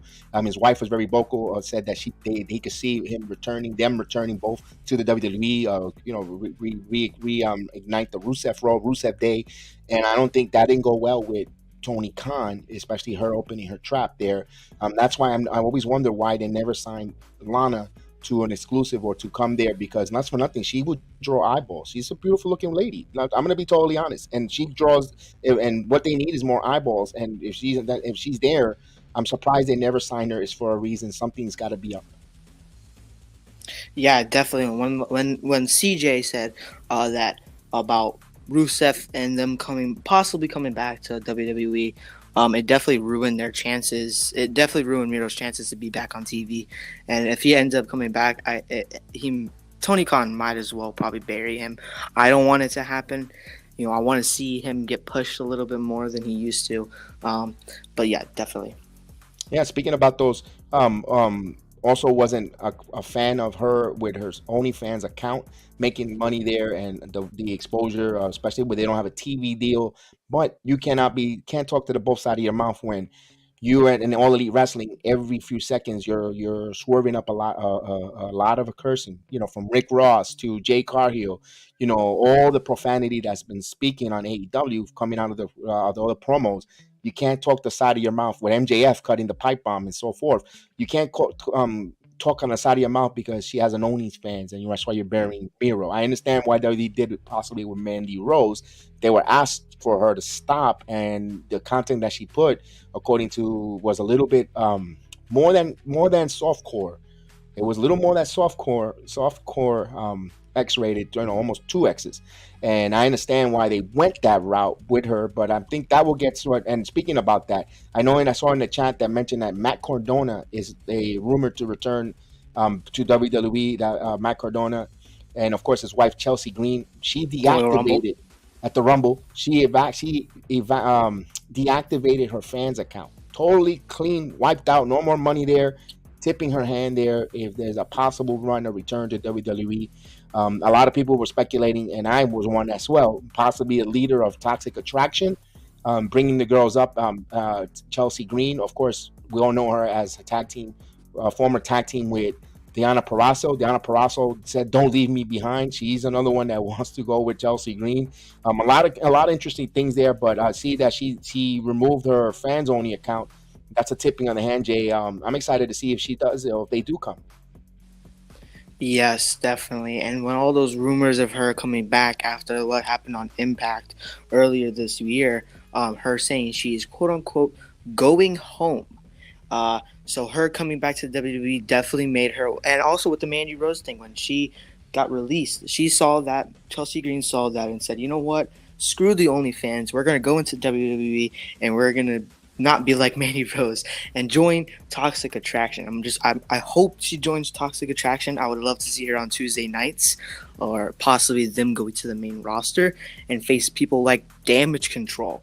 I would love to see that happen as well. Yeah, absolutely there. So a lot of things are happening up and down, folks, about all across the board, all across all the wrestling promotions, up and down, from AEW to WWE, NXT, Impact Wrestling, of course, and of course, Impact Wrestling trademarks Santino Marella, and looking to see he might be returning back to Impact Wrestling coming forward. Yeah, I saw that online, and I had to clear my eyeballs. I was like, wait a minute, Santino Marella, and I was like, oh yeah, I forgot they lost rights to his name, and I was like, now I want to tune into Impact Wrestling. Now I'm going to tune in once he makes his debut. I'm tuning in. I want to watch Santino Marella do his thing in wrestling because I miss him. I miss him on my television. I really do. And we all know that his daughter wrestles in NXT, Adriana Grace, and right now currently nursing a knee injury, a torn ACL, and she will be back better than ever. So she'll be enjoying there. And let's talk about the one that we forgot to talk about, or we didn't. We want to leave it for last there because the reason why we want to give it a lot of what ifs in 2023 is AAA Wrestling Dragon Lee coming to NXT, announcing it on the AAA pay-per-view a couple days ago.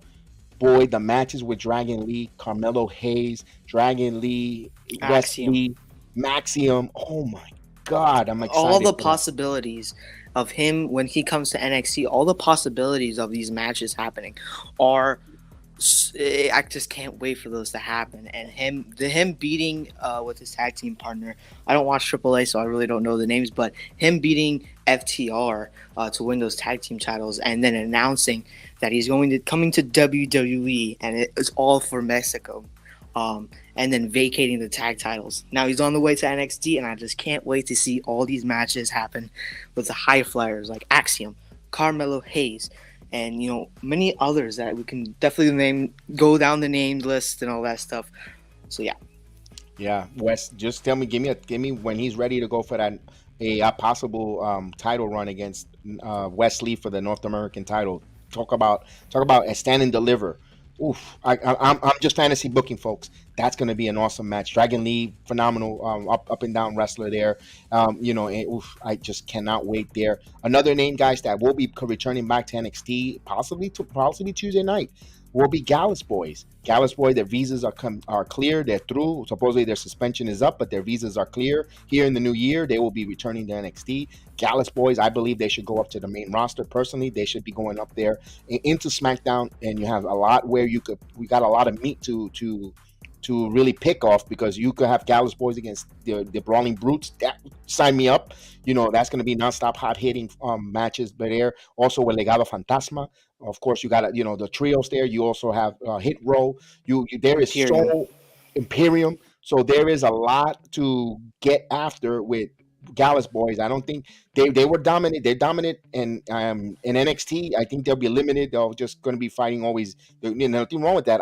I'll watch Creed Brothers and Gallus Boys all day. But remember, there's three of them. It's three, and there's two when it comes to in NXT. I would like them to go up to the main roster and go there. And of course, Bloodline is there as well with Solo and the Usos. Or you could mix and match. But the point is, I think there's an opportunity for the Gallus Boys. They should be brought up to the main roster. Yeah, definitely. And Trips better do what he needs to do and bring them Gallus Boys up from NXT or NXT Europe, NXT UK, whatever they are in right now. Bring them back up to the main roster and let them face Imperium, the Bloodline, Hit Row, and all Legado del Fantasma. Those matches and Brawling Brutes, that match will definitely hit. Just like Sheamus in the Brawling Brutes would say, banger after banger after banger. Definitely. Absolutely. Kyle, Billy, salute. BXNJ, question. How do you feel about Legado Fantasma from SmackDown? It's on Twitter, teasing more members in it. You know what? I have we of course, Kyle, just to give you again, just to rehash again, me, myself, Jay, a couple others that are on the Heel of the Ring podcast, you're going to see from time to time. We go each and every Tuesday night to NXT live, isn't in person. You see me always behind Mr. Met. If you look at the NXT, when you ever see the wrestlers come up the stride, there's a guy with a Met jersey with a Puerto Rican flag. If you look out in his left shoulder, me and my wife sit right behind him, and we always try to be there. You see Jay over by Booker T section. over with the lady with either the UK flag, Miss Brandy. Or So Ireland. yeah, Ireland as well. So, and of course you see Big Evan. You'll see him there, part of the channel, part of the program as well. So you'll see us in different parts of the arena. So we go each and every Tuesday night. Just to give you a sum up, Legado Fantasma in NXT was the bomb. That introduction hit. Everybody in the arena will sing the Legado song, and Legado Fantasma was a fan favorite. If they're gonna tease more member, maybe Angel Garza and the Lotarios, maybe. I'm trying to keep a Latino world order, Latino fashion there. I'm okay with it to see it. I wouldn't mind seeing it. I'm also thinking that, and it's been rumored that Imperium is going to get a fourth member. Can Jay, I say it? I'll go. That's why I said Jay. Ilya Dragunov from NXT UK or NXT when he faced Braun Breaker and JD McDonough at Halloween Havoc. I can't wait for him. If it's true, 4 members in Imperium. I can't wait. It's gonna be an awesome faction. And they were originally 4 because now they're teasing now of 4 members on groups, because you see now officially you see Sheamus now bringing in McIntyre with the Brawling Brutes. Now they're always 4 strong. The bloodline is 4 strong besides Roman Reigns. You know, Sammy, Solo, and the Usos, they're 4 strong. I can see more and more. We're now speaking about that. We mentioned a little earlier. Tomorrow night is Monday Night Raw, and it's when we're going to probably, guys, join us. We're going to do a watch along. I think we're going to do a watch along Monday Night Raw tomorrow. I want to do it, so please join us. I believe that it's going to be 4 members, and I think Imperium is going to get the 4 members just to off balance, and that's why I think they're heading that way, Jay. So also. Tomorrow is going to be very important for what's your thoughts on Monday Night Raw tomorrow, as I get my train of thought in a minute there. Yeah, tomorrow night on Monday Night Raw, there's 2 big title matches. We have Bianca Belair versus Alexa Bliss. Alexa Bliss, what's happening with her? You know, we have that Bray, the moths coming on the screen every time we see her on TV, and then her having that interview backstage with Byron Saxton and Bianca Belair, her hitting Bianca after the interview with the flower pot.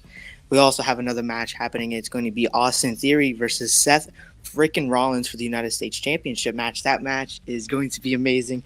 I love both of them, so I can't really choose who I want to win that match because I love both Austin Theory with his new gimmick, the Now gimmick, and I love Seth freaking Rollins singing his song. It's amazing. Rollins, of course, Sports Illustrated Wrestler of the Year. Number 1 wrestler of the year there, well deserved, because he didn't win a match almost 6 to 7 months before he started getting on a winning streak. Remember, he didn't win a major pay-per-view. He didn't even get into that whole gimmick with WrestleMania to fight Cody. Then he lost 4 consecutive matches to Cody and so forth. But he just, what a year finishing the year off for Seth freaking Rollins, and he's still over without going over. And what a way, phenomenal. Oh, there you go. Thank you. You got my train of thought. Thank you so much, Terrell Kelly. Happy New Year. Thank you. Well, yes, MVP will be on tomorrow, and a lot of talk about now. Another group they're going to add is the Hurt Business.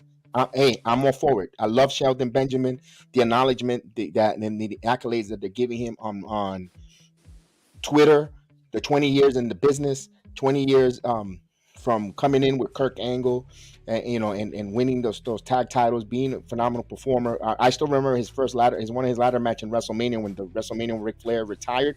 He put on a show in that ladder match. He didn't win the ladder match, but my God, the moves that he did on that ladder match, I still remember it. Phenomenal job for him. I think Hurt Business comes together strong, Jay. I like the Hurt Business coming together. I won't even mind if they put Omos as a bodyguard type. Or even Carmelo Hayes. There's a lot of speculation of Carmelo Hayes possibly coming up to the main roster and being a part of Hurt Business. I could see all of them being a part of Hurt Business. With Omos, Carmelo Hayes, MVP, Bobby Lashley, and both Cedric Alexander and Shelton Benjamin. That group, that faction is going to be amazing, and I hope Monday, because we also saw last Monday, or the 2 Mondays ago, because last Monday was different. We saw during Adam Pearce talking about Bobby Lashley. We saw MVP coming up and asking a question. He wanted to ask a question, but it was too late because the Usos were attacking someone, and he had to go because the referee told him that it's serious. Yes, I think that's why. I think that's why they're. That's why I think that that's something they're going to look forward and emphasize tomorrow night on the Monday Night Raw program. I can't wait for that because they do need another. And I'm agree with you. Tyler, Tony, and everyone in and Kelly, Terrell Kelly, everyone in the chat there. They now you're seeing the different groups adding females to it, especially now with Judgment Day, who is right now they're running Raw. Believe it or not, they're the number one top group in Monday Night Raw. Rhea Ripley is the leader on that whole group. I don't care what anyone says. I think Rhea Ripley is the leader of Judgment Day. Sees the straw that moves that group, makes them relevant and interesting. You got the OCs with Mia Yim. She's the female aspect there. You now if whatever Bray Wyatt group, if he's gonna grow a group, it's gonna be with Alexa Bliss. We kind of see it there. If they ever want to go in a group with Dawkins and Ford, you still have Bianca Belair there, but I don't think they're going to go that route because hear me out. Her business might need a female there. They might need a female to join them. That might be Bloodline could also get Naomi. Let's bring Naomi There's already. We've been saying that because I don't think we're going to take Tamina serious enough, even though even Ava Raine. Ava Raine's not ready yet. Ava Raine's going to run. She's definitely not ready. She's going to run home business. She's going to run home business down there with Schism. I think that's her group. I think she's going to be the Rhea Ripley of Schism. That's just me. Yeah, definitely. So a lot of these factions now on the main roster are getting women, and I think that I don't know if the Street Profits are gonna have Bianca Belair because we kind of did see them a little bit in Black and Gold there when the Street Profits were the tag titles, won the tag titles. We kind of saw Bianca Belair a little bit there, but yeah. All of these factions are now having women involved with it. Maybe Bray Wyatt's new Wyatt 6 will get Alexa Bliss because we've seen a lot of these little moths come on the screen during Alexa Bliss's time on TV. So yeah, definitely having a lot of these women be in the factions. Yeah, I agree with you on that there, and it's fun. It's fun to see all the different factions who could be possibly meet there, and who could be part of that going forward. And I like it. I really like it. Asuka, I think Asuka's getting repackaged. Asuka's gonna come back in her persona. Go ahead, Jay. Give me your thoughts on Asuka. Yeah, so I have a lot of thoughts on Asuka with because I've told you before at NXT that her time in Japan. I could definitely see a lot of people are saying that she's going to turn into that little clown face mask, face paint that she wears. But I think, I think she's going to go to SmackDown and face Charlotte Flair at Mania. A lot of people are talking on Twitter today saying that maybe she might go down to SmackDown and face Charlotte and take that women's championship and go on a heel run as the women's champion. I'm for it. Asuka is a very good in-ring performer. To see her going up and down, she always delivers a good quality match. No clean botch there. No botches, always clean. Of course, we saw return of Nikki Cross this year. One thing we have not seen is Piper Niven, aka Doudrop. We have not seen her in quite some time. She's still with the WWE. We haven't seen her. Maybe a repackaged year, maybe something for her coming up. It'll be interesting, Jacob Peters, to see that there. So we'll keep an eye on that there. We might go crazy blonde Liv teased on Twitter to revenge on Charlotte. Yeah, we mentioned that a little bit earlier. We want to see possibly for Royal Rumble, Liv versus Charlotte Flair coming up. I think that would be a good match there, or in Elimination Chamber, one or the other for Charlotte Flair. I think that's the next. I think that's going to be the program there. I think Shayna Baszler and Ronda Rousey are going to become women's tag team champions. I have a feeling because they're pushing it and they look it. Yeah, I agree with you. And being at SmackDown last week when Ronda lost the title, Shayna kind of was like saying, "I told you so. I told you not to be, have that match and leave it for the next week or leave it for another time." Maybe they might be tag champions. What I was thinking, maybe Shayna might turn on Ronda and have Ronda versus Shayna.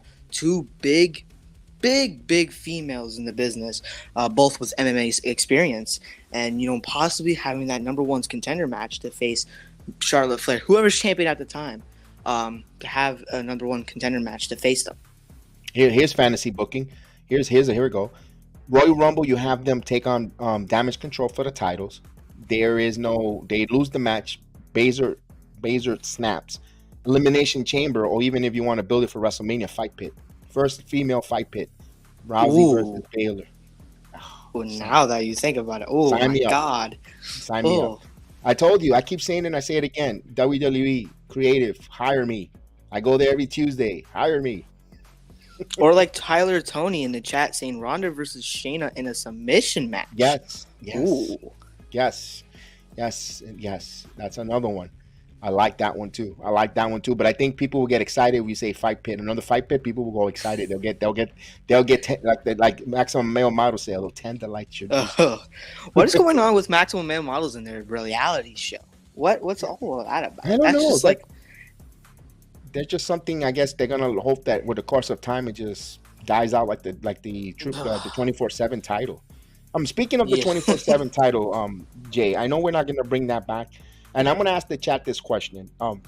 Do you think I'm a big proponent? I think WWE needs a mid-card women's title, for the ladies that are in there, that we know they're not going to win world title aspiration, like a Nikki Cross. Wouldn't mind seeing a Nikki Cross with a women's intercontinental title or women's United States champion in there to go and wrestle, make it bigger, make the ladies larger than life, like a Gunther type of deal, or when Lashley held the United States title. I think they need that, and I also think they need a North American women's title in NXT just for have that balance.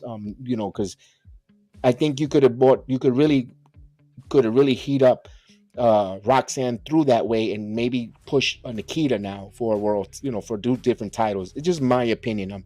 I don't know if you're some people say no. A lot of people, majority says no, too many. It's not too many titles. You want to give incentives to wrestlers, performers who are working their butts off, and they might not draw the money, or we might not think they might draw money, but you put one of these mid-card titles, workman's title, and you might unlock something where they might be a main eventer. What you think? Yeah, definitely. As Dana Brooks said earlier, before the title, the 24/7 title, went away, she wanted to create the 24/7 title into a women's IC title. I would love to see an Intercontinental Championship being on the women's division. And yeah, also with the North American Championship, hopefully they have some type of women's mid-card title there down in NXT. I would love to see, somebody like Nikita Lyons or Zoe Stark or Sol Ruka.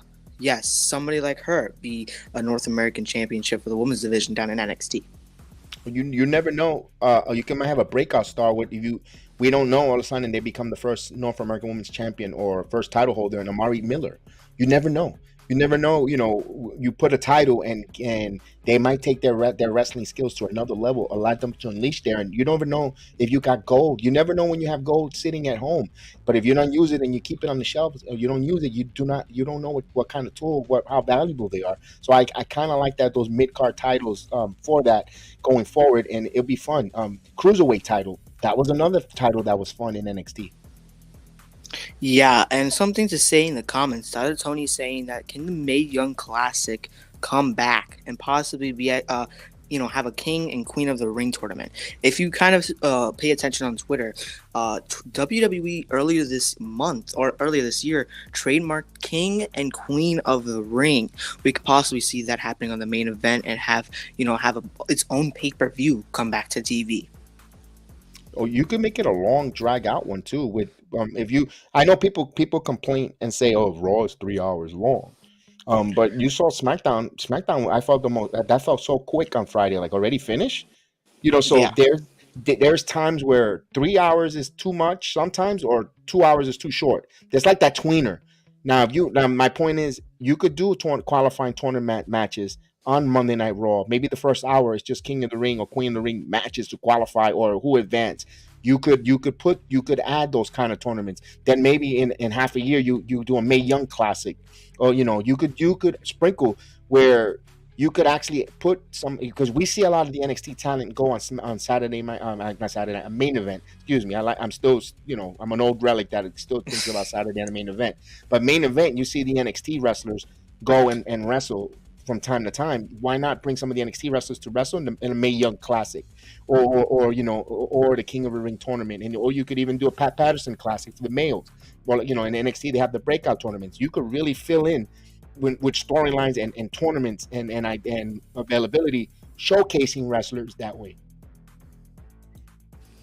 Yeah, definitely. And speaking of main event, all those NXT stars coming down to main event and showing their skills to the WWE Universe to get ready for maybe their main roster debut sometime, maybe this year, 2024. We'll never know. But yes, I agree with what you said.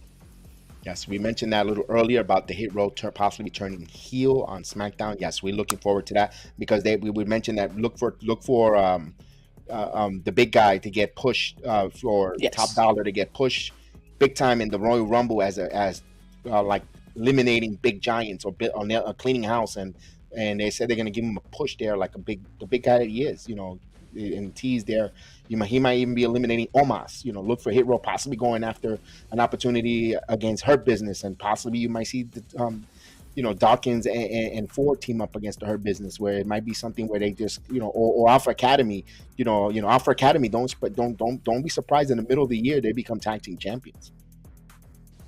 Yes, I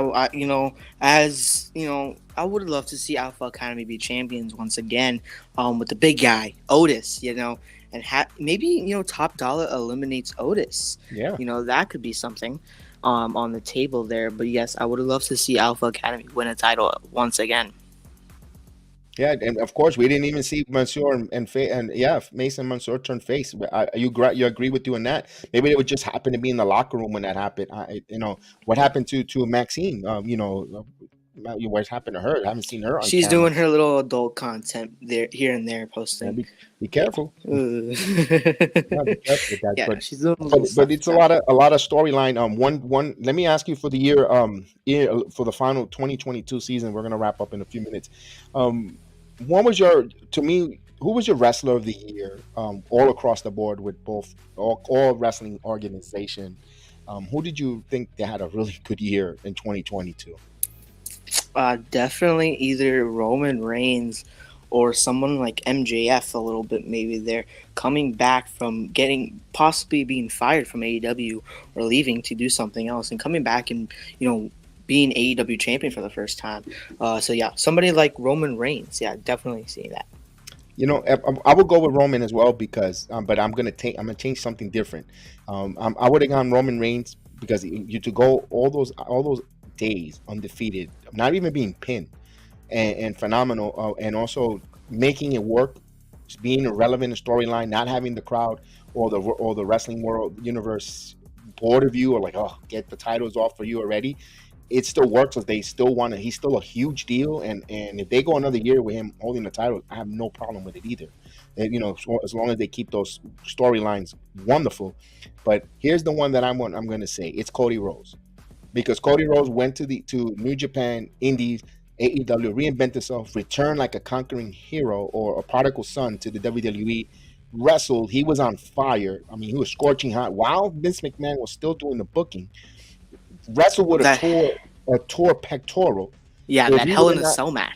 yeah. Yes. If he would have not tore his pectoral, he would still be over with merchandise. I mean, we would be Cody, and tomorrow when he comes out, it was going to be Cody. Because, and I got to say, to me, that's the redemption of 2022 in wrestling. I think he had a phenomenal year because from changing companies and not losing heat, and nobody like, who is this? And not, being crapped on for going to AEW, just coming back and coming strong. I think it's Cody. I could have said it could go Roman Reigns, and if you go Roman Reigns, I have no problem with that either. But for my opinion, I like the storybook that Cody Rhodes has written here, and now the chapter of him recovering from injury is going to be even greater. That Chase Jay in 2023. Yeah, another thing about Roman, this Friday, the Friday that just happened, that was his first time that he lost a match in 3 years. So, maybe something happens with Sammy, but yeah, definitely agree with you. Him coming back to WWE after hitting that throne with a hammer, during All In, definitely see Cody being your pick. Yeah, would definitely have to agree with your pick. And I'm Taylor Tony. I agree with you then. I didn't really put too much stock in that. It's Sami Zayn. From being in a comedic match with Johnny Knoxville in WrestleMania to finishing the line here where he has the most hottest T-shirt, T-shirts in all of merchandise, and being part of the bloodline, making Paul not just only did the bloodline, making Paul Heyman break character on TV on SmackDown and laughing their rear ends off with him, you're not being Uzi. You know what? You're right on top with that. He had a phenomenal closeout of 2022. You can't go wrong with that. With there. Be honest with you, anyone that you pick there. Be honest with you, and let's give a little love to AEW though. Let's give a little love. Who you think had a phenomenal closeout for 2022? I know you said MJF. You mentioned MJF there. I can see that there. Hook can be another competitor. Winning that FTW championship and, being on that undefeated run and, creating Hookhausen. That was awesome too. That was good. But, Hook is missing something. There's something there that doesn't propel him yet to that status Him level. joining the best friends with OC is a little weird, joining that. But, yeah, he definitely does need, like, a little revamp, a little thing here and there. You know who I'm going to say? I kind of like to when it matches, although you could back and forth. It's gonna be Death Triangle. They all three from winning the All Atlantic title. Penta Oscura and Rey Fenix in that tournament when Rey Fenix fought in the Owen Hart tournament was a banger of a match. They never give you a sloppy match. Maybe their opponents might botch a few moves at all, but they really never botch moves. Penta Oscura, even when they do those high flying moves, they're always on point. I got to give them. They had a strong year in AEW. I know everyone wants to go to the low hanging fruit, the obvious people, Hook, MJF. MJF, seeing, but let's give close for the hard workmans, and to me is that they go out there and they don't disappoint their matches. I know people say, oh, that's gymnastics and that's scripted stuff. But you know what? I gotta say, but they don't botch. They're really clean. And Pac, you know what? WWE missed out on Pac. What they had there in Pac, they really missed out there. Unfortunately, the height wise, McMahon likes giants. McMahon likes that Goliath. That storyline, because what they say. Well, if I wanted to see someone that looks like me, I go tell my neighbors to put a wrestling show with my other neighbor, and there you go. I could watch common folks. So he likes those giants, those strong, big guys, larger than life persona. But now with the new in charge there with Johnny Gargano returning, and he's not that tall, and so forth. The new signing with Dragon Lee, Triple H, the new signing. Yes, 100%. So, a lot of these luchas and smaller people definitely have a better chance in AEW than they did back when Vince McMahon and Bruce Pritchard was in charge, and John Laurinaitis as well. Definitely, them leaving the company, well, besides Bruce Pritchard, but them leaving the company definitely helped a lot of those people come back and prove to themselves that they are worthy, not just because they're big, because they're talented. They are wonderful in the ring, and each match they have in that ring, it gets better and better and better each time they step foot in that ring. Indeed, they do get better and better. I know Chris Williams said, what do you see happening to Chase U heading to 2023? I think Duke Hudson stays with Chase U. That's the thing. I think I don't know, man. They get Andre Chase expelled or something. But when I was there in NXT, one of those times, when Andre Chase and Duke Hudson lost that tag team title match, it was during Level Up when Duke lost that match on Level Up. Andre Chase was giving Duke a little look after walking back. He was like, "This is rude." I was like, okay, yeah, maybe we can see that definitely happening. But yeah, I want Duke Hudson to be in Chase U. Let it happen. Well, for everyone that's watching or listening aboard, I am the biggest Chase U hater in NXT. I mean, when they come out, my facial expressions, I do not like them. It's just something about Andre Chase. I don't know. Actually, it all goes back to when the old Brody was there. Remember Brody? Brody, whenever I sat there, he had the flag, and he would wave the flag, and that flag would go right across my face, inches of touching my face. I'm like, dude, you're gonna hit me with the flag in my face. I want to be as close as possible, not close enough where you're smacking me with the Chase U flag. And he didn't care, and that's why I did not like Chase U with the freaking flag, and I just not like Chase U, and I still stick it. So whenever they come out, I boo them, and I'm a heckler, and I don't like. And then Andre Chase one day was wearing his wrestling pants, and he still had the laundry ticket on his pants, and I rode him hard with I rode him hard. You still got your ticket from your laundry, and Yeah, and I ride this. So I stuck with the gimmick to be a heel, right? Total heel the ring fashion against Andre Chase. So yeah, I no against they have a purpose. I see why Chase University is in NXT. It's and I understand why they're there, and they're fun, but it's just I just want to be a heel to them. That's just me, my persona. And you sit right next to the Chase U section too. Yes, And that's the even funny more part. funny too. Yes. But all in all, then so that's the fun part of the NXT there. When we do that there. So let's back to the the AEW portion there of we got those breakout wrestlers. Another wrestler that impressed me watching him in the Forbidden Door was Will Ospreay. Oh, 100%, and him having that match about to have that match against Kenny Omega at Wrestle Kingdom for the United States Championship. I can't wait for that match. And yeah, Will Ospreay definitely showed out at Forbidden Door. Yes, I cannot wait when the WWE takes the Forbidden Door concept and makes it even greater. We already started. The door was already kicked in a little bit with Gallows, with Anderson being openweight champion, allowing and signed by the WWE while being champion and completing his obligations as NWA champion, openweight champion, and he's going to defend it on the 4th, and WWE allowing him to wrestle there and allowing a few others, and also Nakamura, where back again, like we mentioned earlier in the top of the hour, Noah fighting Nakamura fighting the Great Muta. That's also opening the doors. I wouldn't mind seeing some of the New Japan or some of the Japanese wrestlers come and participate in the Royal Rumble in San Antonio.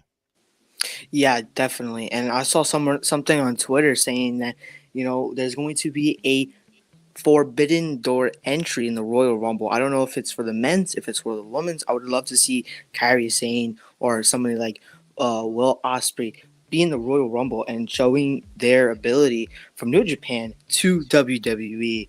And yes, I would love to see somebody from New Japan somewhere from any promotion, because we've seen in the past Mickie James from Impact. She was a champion in Impact, the knockout champion. So definitely Forbidden Door is definitely something that's going to happen. Indeed, we want to see the different wrestlers come in here. Do you think it hasn't been announced, but there was speculation there's going to be a Super Royal Rumble? I believe 40 participant, not normal 30. I don't know if that's true or not. Would it work if they do 40? I gotta see NXT wrestlers there. Yeah, definitely. If they end up doing 40, that would be amazing, because these 30 men, we get the same 30 men every single year. We just need a little bit spice here and there. Bring up some NXT stars, Braun Breaker, Carmelo Hayes, Joe Gacy, some people like that who show out here down in Orlando and NXT. I would love to see them go all the way to Texas and show out in the Royal Rumble. You're telling me? Remember they were talking about a few minutes ago giving Top Dollar a big push. You put Top Dollar in there with Odyssey. Oof, oh baby. My God! Now that you got me over here thinking fantasy. All day. Or you give me a spot at the Rumble where maybe even if it's one or two, you give me Kofi Kingston and Idris Enofe. Let them go at it in the Royal Rumble. Oh man, forget about it. So many possibilities. So many possibilities. Happening. I know some of the wrestling fans. Who's Idris Enofe? Watch main event with him teamed up with Malik. They had a hell of a match. They're an up-and-coming team in NXT who I think they're going to end up being tag team champions. They're the next New Day possibility with Odyssey Jones. Me, if I was to book it, and you could still keep them as a facet together, even if they're not going to be tag team champions, you could make one of them a North America, United States champion, the same way they did with Kofi, who was world champion. Even at times where Big E was heavyweight champion, you could still keep the group together and have them all individual success and keep them together. I hope that they get a lot of. I think that 2023 is a big year for that group. Yes, 100%. And with Triple H in charge, maybe we can see them all be together once again on one brand and not have them be separated. That was weird having the New Day be separated. SmackDown having Kofi and Xavier, and Raw having Big E. It was just a little weird, but they came once in a while to each other's brands and was there for support and stuff like that. But yeah, definitely would love to see what happens with the New Day in 2023 with Triple H still in charge. Indeed. So we'll finish here. We'll wrap up because we talked about wrestling for 2 hours, and unless if you guys, I don't want to make sure it's almost 10:30 and people are going to start working tomorrow. So we want to cut the program there. I know some people have off, some have to work. I'm off, but I could talk for wrestling for another hour. I love wrestling. We love wrestling, as you can see our passion, the way we speak about it, and all the fantasy bookings. It's been a pleasure, Jay, to continue to have this conversation. We'll have many more of these conversations back and forth for wrestling. It is fun. I mean, we could be here for another hour and just continue fantasy booking, and just what the possibilities, endless possibilities, not just with AEW, with WWE, NXT. Oh my God, we could be here forever. I'm talking about it. Look for Tony D'Angelo to finally win some gold in 2023. Jay, give us your final thoughts before we say goodnight. Yeah, definitely. We love wrestling so much that we have fantasy bookings like Odyssey Jones and Top Dollar. We had that just recently, a few minutes ago. We had one earlier in the day with Top Dollar and Omos. That's also something to look for. But yeah, 2023 is going to be a good year for wrestling, for pro wrestling in general. For us fans, we're just going to have so much fun. And yeah, thank you. My final fantasy booking, I want to leave this here. For WrestleMania, Ooh. You get Seth freaking Rollins, where everybody going, oh. And then his opponent, I'm the greatest. The former NXT North American champion, Carmelo Hayes, with Trick Williams coming down the ringside. Ooh, give me that match. Here's my credit card. Here's my plastic. Here's my plastic. And let's go. Yeah, definitely. Man. I got a friend who, my friend wants to chime in about that match.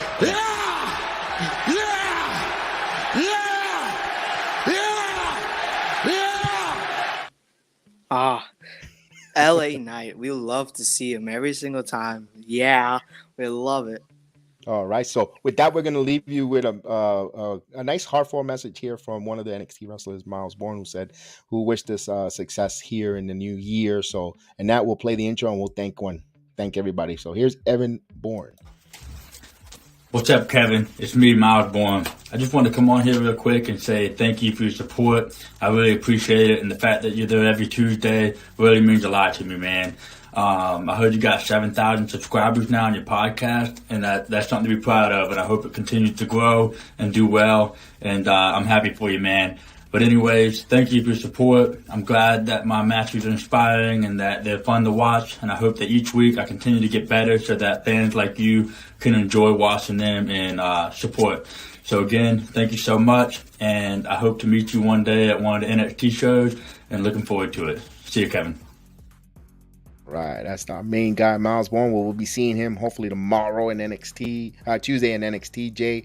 But don't forget, we'll be here Monday night for the watch along with myself, Jay. Hopefully we'll get Evan or we get others. But if not, we'll just watch along with us. Come back tomorrow night, make an appointment. Wrestling will be on for the 3 hours, and we'll break it down and give you our analysis and our thoughts. So from here, from the Heal the Ring podcast, guys, man, we really appreciate for this nice, man, 2 hours went by quick. It was fun. It was great. And always get over in life. Don't get pinned by life. Get over and always continue to get that good heat. And we'll see you guys tomorrow night here on the Heal the Ring podcast. And we have our motto. If you ain't down with us, we got 2 awards for you. Just subscribe. I'm awesome!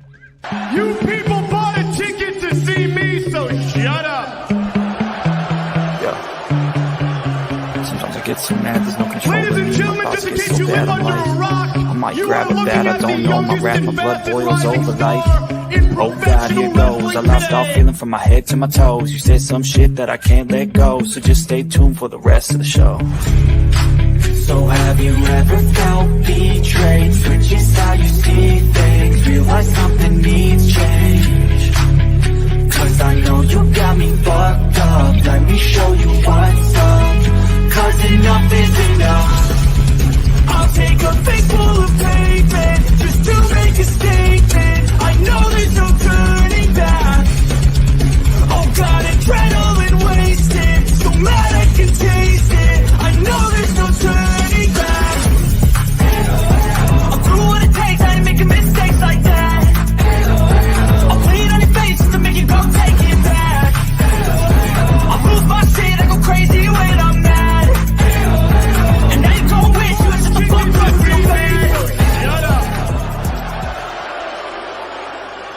the villain, then I have no problem at all, because I couldn't care less if you like me or not. I'm here for success, and there's no one more successful than Grayson Waller. Yeah! Let me talk to you. War game.